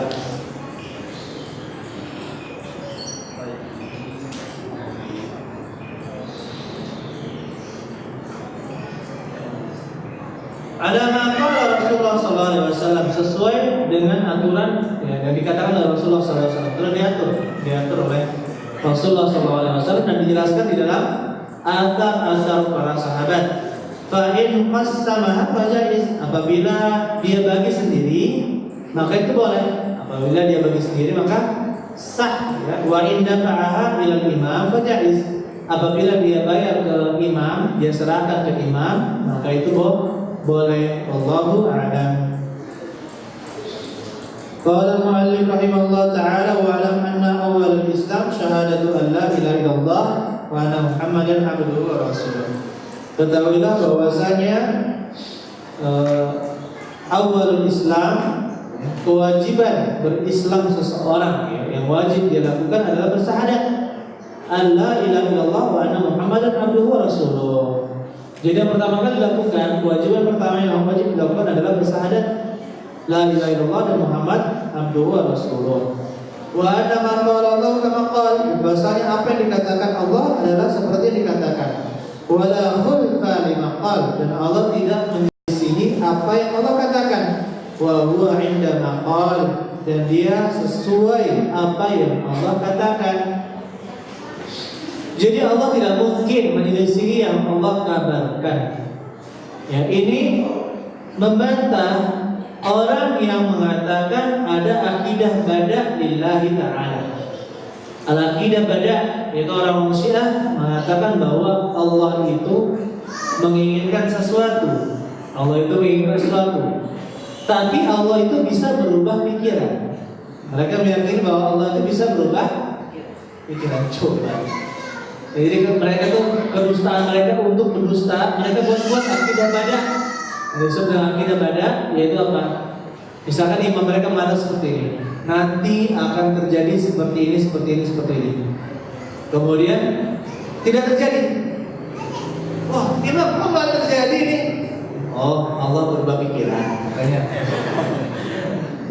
Coba berarti dia berdusta ya. Makanya Syiah ini agama yang lengkap kesesatannya melebihi kesesatan seluruh agama di dunia. Ya. Parah sekali. Membunuh iya, berdusta iya, wanita apalagi? Ya, apalagi? Agama yang sesat itu apa contohnya? Nah, apa kesesatan? Ini parah sekali ya. Membunuh iya. Wal imanu bisyara'i kulliha, dan berwajib beriman kepada seluruh syariat ya. Bagaimana kata Nabi sallallahu alaihi wasallam, "Dzaqa ta'mal iman man radiya billahi rabba wa bil islami dinan wa bi Muhammadin sallallahu alaihi wasallam." Yang merasakan manisnya iman, rasa iman adalah orang yang ridha Allah menjadi Rabbnya, Islam jadi agamanya, dan Nabi Muhammad SAW sebagai nabinya. Baik. Wa'lam, ketahuilah anna syira' wal bai' halalun, bahwasanya jual dan beli, beli jual halal. Idza bi'a fi aswaqil muslimin, apabila diperjualbelikan di pasar-pasar kaum muslimin ala hukmil kitab wa sunnah, yang sesuai dengan hukum Alkitab dan sunnah, min ghairi an yadkhulahu taghrirun aw zulmun aw ghadrun aw khilafun lil Qur'an aw khilafun lil ilmi, tanpa dimasuki oleh taghrir.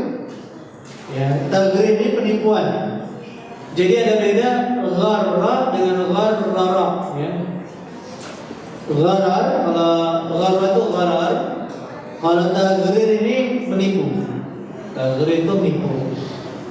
Au zulman, atau menzalimi orang lain, au ghadarun, sama, dia ini menipu orang lain, au khilafun, atau menyelisihi Quran. Contohnya riba, begitu pula au khilafun ilmi, atau menyelisih ilmu. Riba, jual beli itu diharapkan dengan 5 sebab. Yang pertama, barang yang diperjualbelikan adalah barang yang haram. Yang kedua, ada ribanya. Yang ketiga, ada ketidakjelasan yang berpengaruh. Yang keempat, ada dharar atau bahaya kepada orang lain. Yang kelima, perantara menuju ke yang haram. Ada yang bisa menyebutkan ulang? Najib? Pertama, barang yang haram. Yang kedua, riba. Yang ketiga, ada gharar, ketidakjelasan yang berpengaruh. Yang keempat, dharar, berbahaya kepada, membuat mengakibatkan bahaya kepada orang lain. Dan yang kelima, adanya wasilah dalam muharram, adanya perantara menuju ke yang haram. Baik. Lanjut. 92. Kalau bisa hari ini sampai 125. Targetnya sampai 125. Qala al-muallif, berkata muallif, wa'alam rahimakallah annahu yanbaghi lil 'abdi an tashabahu syafaqatu abada ma sahibad dunya li'annahu la yadri 'ala ma yamut wa bima yuhtabahu wa 'ala ma yalqallah wa in 'amila kulla 'amalin min al-khairi. Subhanallah. Nah, ini renungan untuk kita semua. Ketahuilah rahimakallah, mudah-mudahan Allah merahmatimu, annahu yanbaghi lil 'abdi, sudah sepantasnya seorang hamba antashabahu asyafaqah abada. Sudah sepantasnya ada rasa takut, cemas gitu ya. Rasa cemas itu selalu menemaninya. Sudah sepantasnya rasa cemas menemani dirinya selama-lamanya. Ma sahibat dunia, selama dia hidup di dunia. Li'annahu la yadri 'ala ma yamut, karena dia tidak tahu bagaimana dia mati nanti. Wa bima yukhtam lahu, dan dengan apa diakhiri hidupnya. Wa 'ala ma yalqallah, dan atas apa ya dia bertemu, dalam keadaan apa, kita terjemahkan dalam keadaan apa yalqallah, dia bertemu dengan, atau yalqallahu, Allah bertemu dengannya. Wa in 'amila kulla 'amalin minal khairi, walaupun dia beramal semua amalan kebaikan. Ya. Wa inna ahadakum, seperti yang tadi kita sebutkan di sini, sesungguhnya seorang di antara kalian akan beramal dengan amalan ahli surga, sampai jarak antara dia dengan neraka, antara dia dengan surga hanyalah satu hasta. Kemudian didahului oleh catatan kita fayamalu bi'amali ahli nar. Kemudian dia di akhir ayatnya beramal dengan amalan ahli nar, fayadkhuluha, akhirnya dia masuk ke dalam neraka. Ini menunjukkan kita tidak boleh sombong dan terus mengharapkan kepada Allah Subhanahu wa taala al-istiqamah, ya, agar dikokohkan, diteguhkan di dalam agama ini, ya. Karena kita tidak tahu bagaimana akhir dari kehidupan kita. Innamal a'malu bil khawatim, sesungguhnya amalan-amalan itu tergantung bagaimana akhirnya. Baik, ya, ada yang ceramah lagi ya. 93. Wa yanbaghi lirrajulil muslim ala nafsihi alla yaqta'a raja'ahu min Allah Ta'ala. Dan sudah sepantasnya bagi seorang laki-laki al-musrif ala nafsihi, yang melampaui batas, ala nafsihi maksudnya melampaui batas dalam dosa, alla yaqta'a raja'ahu min Allah Ta'ala, agar dia tidak memutus harapannya kepada Allah Subhanahu wa taala. Maksudnya tidak berputus asa terhadap kasih sayang Allah Subhanahu wa taala indal mauti, ketika dia akan mati. Wa yuhsin zannahu billah, dan berbaik sangka kepada Allah. Wa yakhafu dzunubah, dan dia takut dzunubahu, dosa-dosanya. Fa'in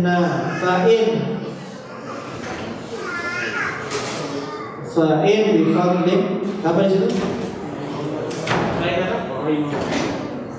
Fa'in rahimahu fa bifadlik. Di sini fa'in rahimahullahu fa bifadlik. Apabila itu dengan rahmat Allah, maka itu karena karunia-Nya.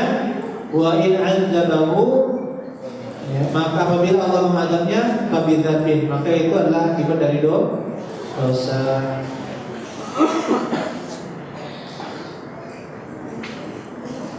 Jadi sudah paham ya dalam tentang taubat. Jadi kita tidak boleh berputus asa pada Allah Subhanahu wa taala, terutama ketika kita akan wafat, maka kita harus terus berhusnuzan kepada Allah Subhanahu wa taala dan mengharapkan kasih sayang Allah Subhanahu wa taala untuk diampuni, dimasukkan ke dalam surga, dan kita takut akan dosa-dosa kita. Wa wal iman bi anna Allah Ta'ala aqla'a nabiyyahu sallallahu alaihi wasallam ala ma yakunu fi ummati ila yaumil qiyamah.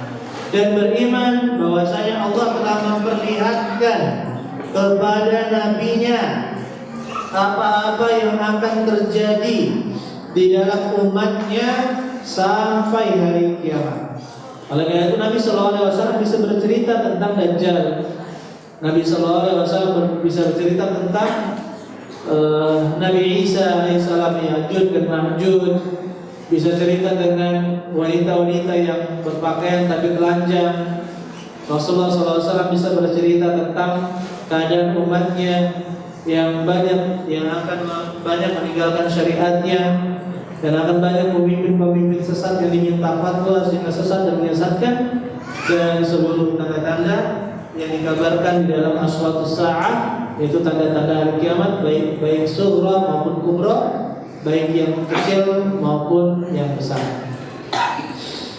Qala al-mu'allif rahimahullah ta'ala, berkata mu'allif rahimahullah ta'ala, wa'lam, ketahuilah, anna Rasulullah sallallahu alaihi wasallam, bahwasanya Rasulullah sallallahu alaihi wasallam dia berkata, "Sataftariqu ummati ala 73 firqah kulluha finnar illa wahidah wa hiya sunnah." Qila man hum ya Rasulullah? Ma'ana al-yawma ashabi. Wa hiya jamaah. Jadi akan terpecah belah umatku ini menjadi 73 kelompok. Semuanya di neraka kecuali satu. Ini menunjukkan bahwa 72 kelompok tersebut masih dikategorikan sebagai orang yang beragama Islam. Apabila Allah Subhanahu wa taala ingin mengazab mereka, maka Allah azab mereka. Apabila Allah ingin mengampuni mereka, maka Allah akan mengampuni mereka. Adapun kelompok-kelompok yang kafir, ahli bid'ah yang kafir, maka tidak termasuk ke dalam 72 kelompok tersebut. Dia dibuatnya tidak masuk, bukan termasuk umatnya Nabi Muhammad. Jadi orang-orang yang kafir, bid'ahnya itu kafirah, tidak termasuk ke dalam umatnya Nabi Muhammad SAW. Mereka tidak memiliki usulul iman, tidak memiliki fondasi iman. Kemudian yang dimaksud dengan jamaah di sini adalah ma wafaqal haq atau ma kana 'alal haq, yang cocok dengan kebenaran walaupun kita sendiri. Karena itu Allah Subhanahu wa taala menyebutkan dalam surat Al-An'am ayat 119, wa in tuti' aktsara man fil ardi yudilluka 'an sabilillah. Apabila engkau mematuhi sebagian besar orang di muka bumi ini, yudilluka 'an sabilillah, maka mereka akan menyesatkanmu dari jalan Allah. Begitu pula Allah Subhanahu wa taala memberi kabar gembira kepada Nabi sallallahu alaihi wasallam, wa ma aktsarun nas walau harasta bimu'minin. Wa ma aktsarun nas, dan tidaklah kebanyakan manusia meskipun engkau bersemangat, maksudnya mendakwahkan Islam, bimu'minin, mereka menjadi orang yang beriman. Dan Nabi SAW sangat menginginkan seluruh manusia untuk beriman. Tapi ketika turun ayat ini dan ayat-ayat semisal dalam ini menunjukkan bahwa Nabi SAW tidak diharuskan untuk mengislamkan seluruh manusia. Siapa yang diberi hidayah, maka bifadlillahi ta'ala. Siapa yang tidak diberi hidayah, maka itulah bagian mereka dari orang-orang yang kafir. Baik. Hakadha kanat din ila khilafah Umar ibn al-Khattab al-jama'atu kulluha, wa hakadha fi zaman Utsman. Begitulah agama ini sampai zaman khilafah Umar ibn al-Khattab. Maksudnya di zaman Umar, agama itu sangat tegak, jamaah itu sangat kuat, ya, semua masih bisa dipercaya. Wa hakadha fi zaman Utsman, begitu pula di zaman Utsman, tetapi ini 6 tahun pertamanya saja. Ya, falamma qutila Utsman, ketika Utsman dibunuh, ja'al ikhtilaf wal bid'ah, maka datanglah ikhtilaf, perselisihan, wal bid'ah, dan kebid'ahan. Wasaran nasu ahzaba, sehingga manusia menjadi berkelompok-kelompok. Wasaru firqa, sehingga mereka menjadi firqah-firqah. Faminan nasi man thabata 'alal haqqi, dan di antara manusia ada yang tetap kokoh di atas kebenaran. Inda awwalil taghyir, dari pertama kali perubahan tersebut, dari fitnah tersebut. Wa qala bihi wa 'amila bihi wa da'a an-nasa ilaihi, dia memegang pendapat yang benar tersebut, beramal dengan kebenaran, dan mengajak manusia untuk menuju kepada kebenaran tersebut. Jadi di sini ya ikhwan, setengah kekhilafahan Utsman bin Affan itu aman. Tetapi muncul fitnah yang sangat besar karena Utsman ini tidak seperti Umar, memiliki watak yang lembut dan pemalu, dan fitnah di zaman Utsman bin Affan itu sangat besar, terutama fitnah yang menyebar di luar kota Madinah, di Mesir, di Syam, di Irak, dan negeri-negeri yang lainnya. Fitnah menyebar karena ada orang-orang yang tidak suka dengan Islam, dia menyebarkan fitnah, menyebarkan perkataan-perkataan yang tidak benar, menjelek-jelekan Utsman bin Affan, sehingga ada keinginan untuk memakzulkan Utsman bin Affan. Coba lihat, padahal para sahabat sepakat bahwa yang terbaik setelah Abu Bakar, Umar adalah siapa? Utsman atau Ali. Nah, masih saja ada yang menurunkannya dari khilafah. Tetapi syahwat sudah bermain. Akhirnya manusia menukil perkataan seenaknya, sehingga terjadilah fitnah maktal, disebut dengan maktalu Utsman. Oleh karena itu Muhammad bin Sirin mengatakan,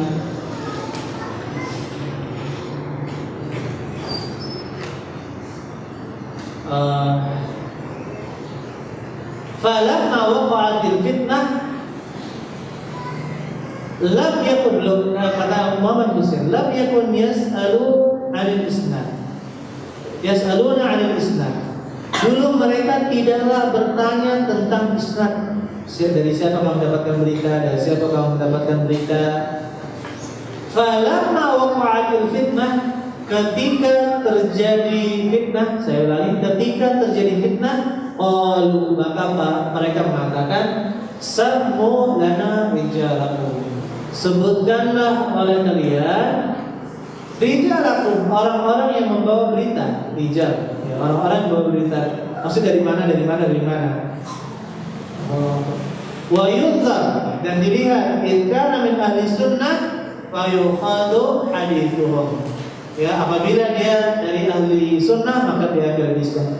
Wa in kana min ahli bid'ah fala yukhadhu hadithuhum. Apabila di kalangan dari ahli bid'ah maka tidak diambil hadisnya. Atau kama qala. Di sini ayat ikhwan saudara-saudara sekalian menunjukkan. Nah, di sini pertanyaan, falamma waqa'atil fitnah, ketika terjadi fitnah. Apa maksud fitnah di sini? Adalah munculnya apa? Ayo. Ya, coba. Falamma waqa'atil fitnah, berkata Muhammad bin Sirin, ketika terjadi fitnah itu kapan? Ketika fitnah itu maksudnya pembunuhan Utsman. Jadi yang dimaksudkan fitnah oleh Muhammad bin Sirin ini adalah pembunuhan Utsman. Setelah pembunuhan Utsman, maka mereka mulai bertanya tentang sanad. Kalau dulu orang-orang Arab itu tidak perlu bertanya tentang sanad. Kenapa? Karena orang Arab itu terkenal terpercaya. Apalagi seorang mukmin, tidak mungkin dia berdusta. Selalu suzan. Tapi ternyata setelah zaman Umar muncullah fitnah di zaman Utsman, yaitu menyebarkan berita-berita dusta yang terus berantai, ya. Akhirnya sampai terjadi pembunuhan Utsman. Mulai dari sana para ahli hadis dari kalangan sahabat dan juga tabi'in berhati-hati di dalam menerima berita. Allah. Baik. Lanjut. Ini berapa sudah nomornya?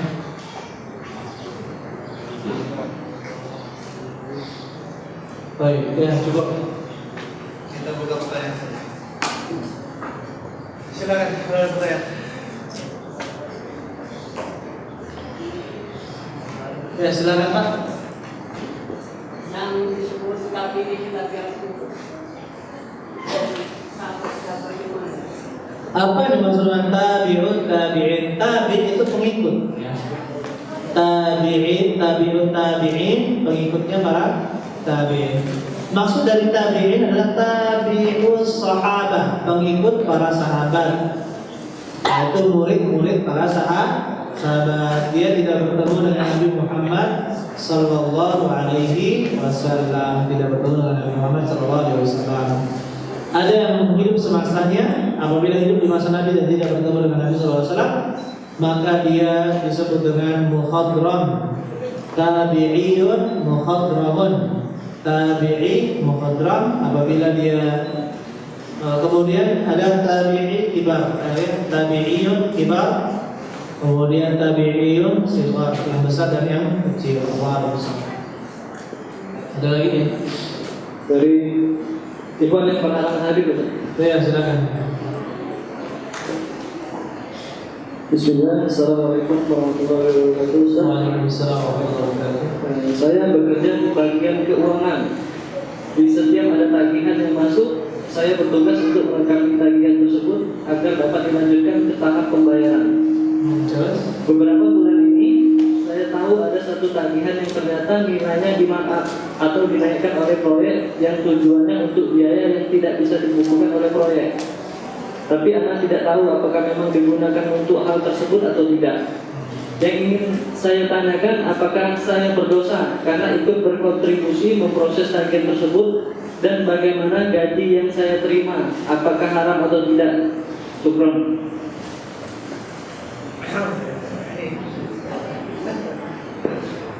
Baik, yang pertama markup di dalam laporan itu haram karena itu termasuk bentuk kedustaan.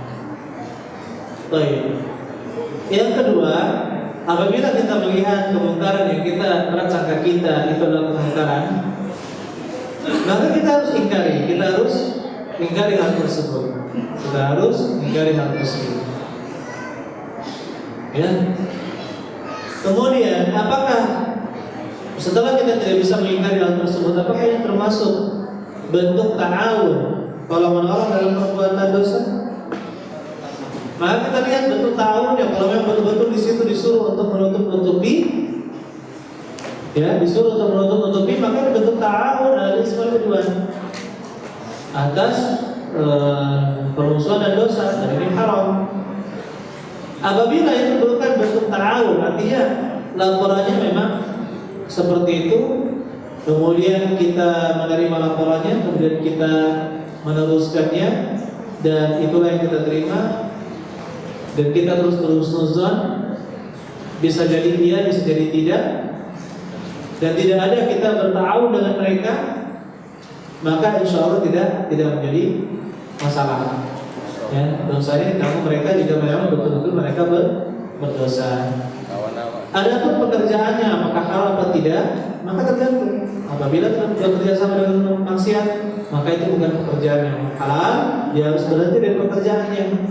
Tetapi kalau misalkan dia yakin dia bisa bekerja dengan halal, dengan cara yang halal, maka dia tetap di sana, kemudian bekerja sesuai dengan porsinya atau wewenangnya. Allah SWT. Jadi masing-masing orang melihat bagaimana dia sendiri, ya bagaimana dia sendiri. Kemudian ada ikhwan, Umar bin Khattab pernah mengatakan, kunna nukhrij tis'ata a'syar min awalina khasyata, sesungguhnya kami mengeluarkan 9/10 dari harta kami karena takut harta yang haram, karena takut harta yang haram. Maka Umar. Ini menunjukkan keberhati-hatian dari siapa? Umar bin Al-Khattab di dalam hartanya. Kehati-hatian beliau di dalam harta. Ada lesan?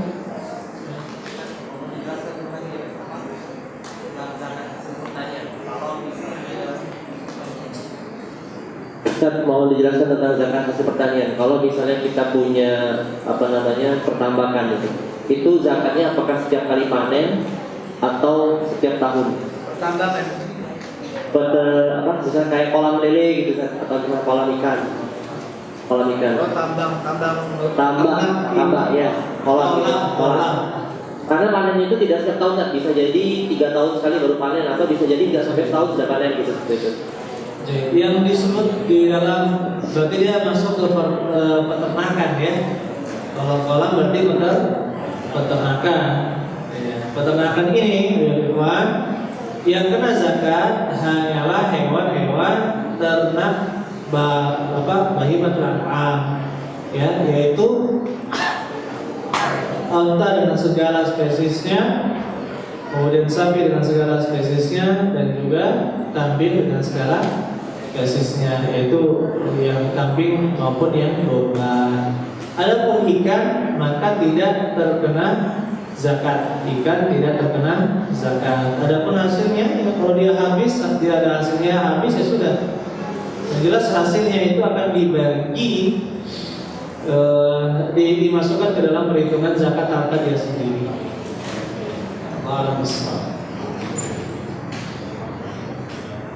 Baik, ada yang lain silakan.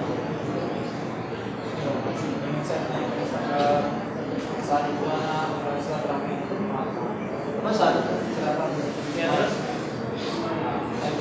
anak puasa, lalu dia menyediakan hidangan. Mana yang pertama? Mengucapkan puasa. Apakah ketika kita bertamu, ya, apakah kita berpuasa ataukah kita berbuka? Allah alam bisawab. Di sini terserah kita. Di sini terserah kita, dan kita adalah hakim terhadap diri kita sendiri. Boleh kita lanjutkan atau kita batalkan puasa kita untuk menghormati tuan rumah yang telah menyambut kita. Ya, boleh, ini adalah hakim. Kalau kita batalkan, maka kita boleh mengqadha puasa dengan puasa sunnah tersebut dengan di hari yang lain dengan berpuasa sunnah yang semisalnya. Baik, kemudian akan tetapi kalau tuan rumah bersumpah, uqsimu billahi, ya, saya bersumpah dengan kamu terhadap Allah, kamu harus makan makanan saya. Ya, kamu harus makan makanan saya. Apabila dia bersumpah dengan nama Allah untuk kita yang melakukan, maka para ulama berselisih pendapat yang kuat sunnah bagi kita untuk memenuhi sumpahnya tersebut, ya, memenuhi sumpahnya tersebut. Tapi kalau tidak, maka hukumnya kita memilih makan atau tidak membatalkan puasa. Silakan yang lain. Baik. Ada? Dari nomor silakan. Jadi sebutkan ada yang kita kelompok. Dua masuk neraka, satu masuk surga. Masuk surga. 72 masuk neraka. Nah, di sini maksudnya masuk neraka. Ini adalah hadis-hadis tentang ancaman apabila kita melakukan perbuatan sesat atau mengikuti kesesatan. Baik. Nah, di sini disebutkan di dalam hadis ini, "Sataqtaribu ummati", akan terpecah belah umatku. Berarti mereka masih dalam statusnya sebagai orang Islam yang diakui oleh Nabi Muhammad SAW. Apabila statusnya masih Muslim, maka kesesatan tersebut masuknya ke dalam dosa besar. Apabila dosa besar, maka dia berada dalam dua hal. Apabila Allah Subhanahu wa taala ingin mengazabnya, maka Allah akan azab. Apabila Allah ingin mengampuninya, maka Allah akan ampuni orang tersebut sesuai kehendak Allah Subhanahu wa taala. Jadi ada pun aliran-aliran sesat yang bukan termasuk umat Nabi Muhammad itu sangat banyak. Yaitu ahli bid'ah yang mukafirah, ahli bid'ah yang mengeluarkan dari agama Islam. Ini tidak termasuk dalam 72 kelompok tersebut. Allah bisawab, barakallahu li wa lakum wa jami'il muslimin. Subhanallah wa bihamdihi, astaghfirullahaladzim. Assalamualaikum warahmatullahi wabarakatuh.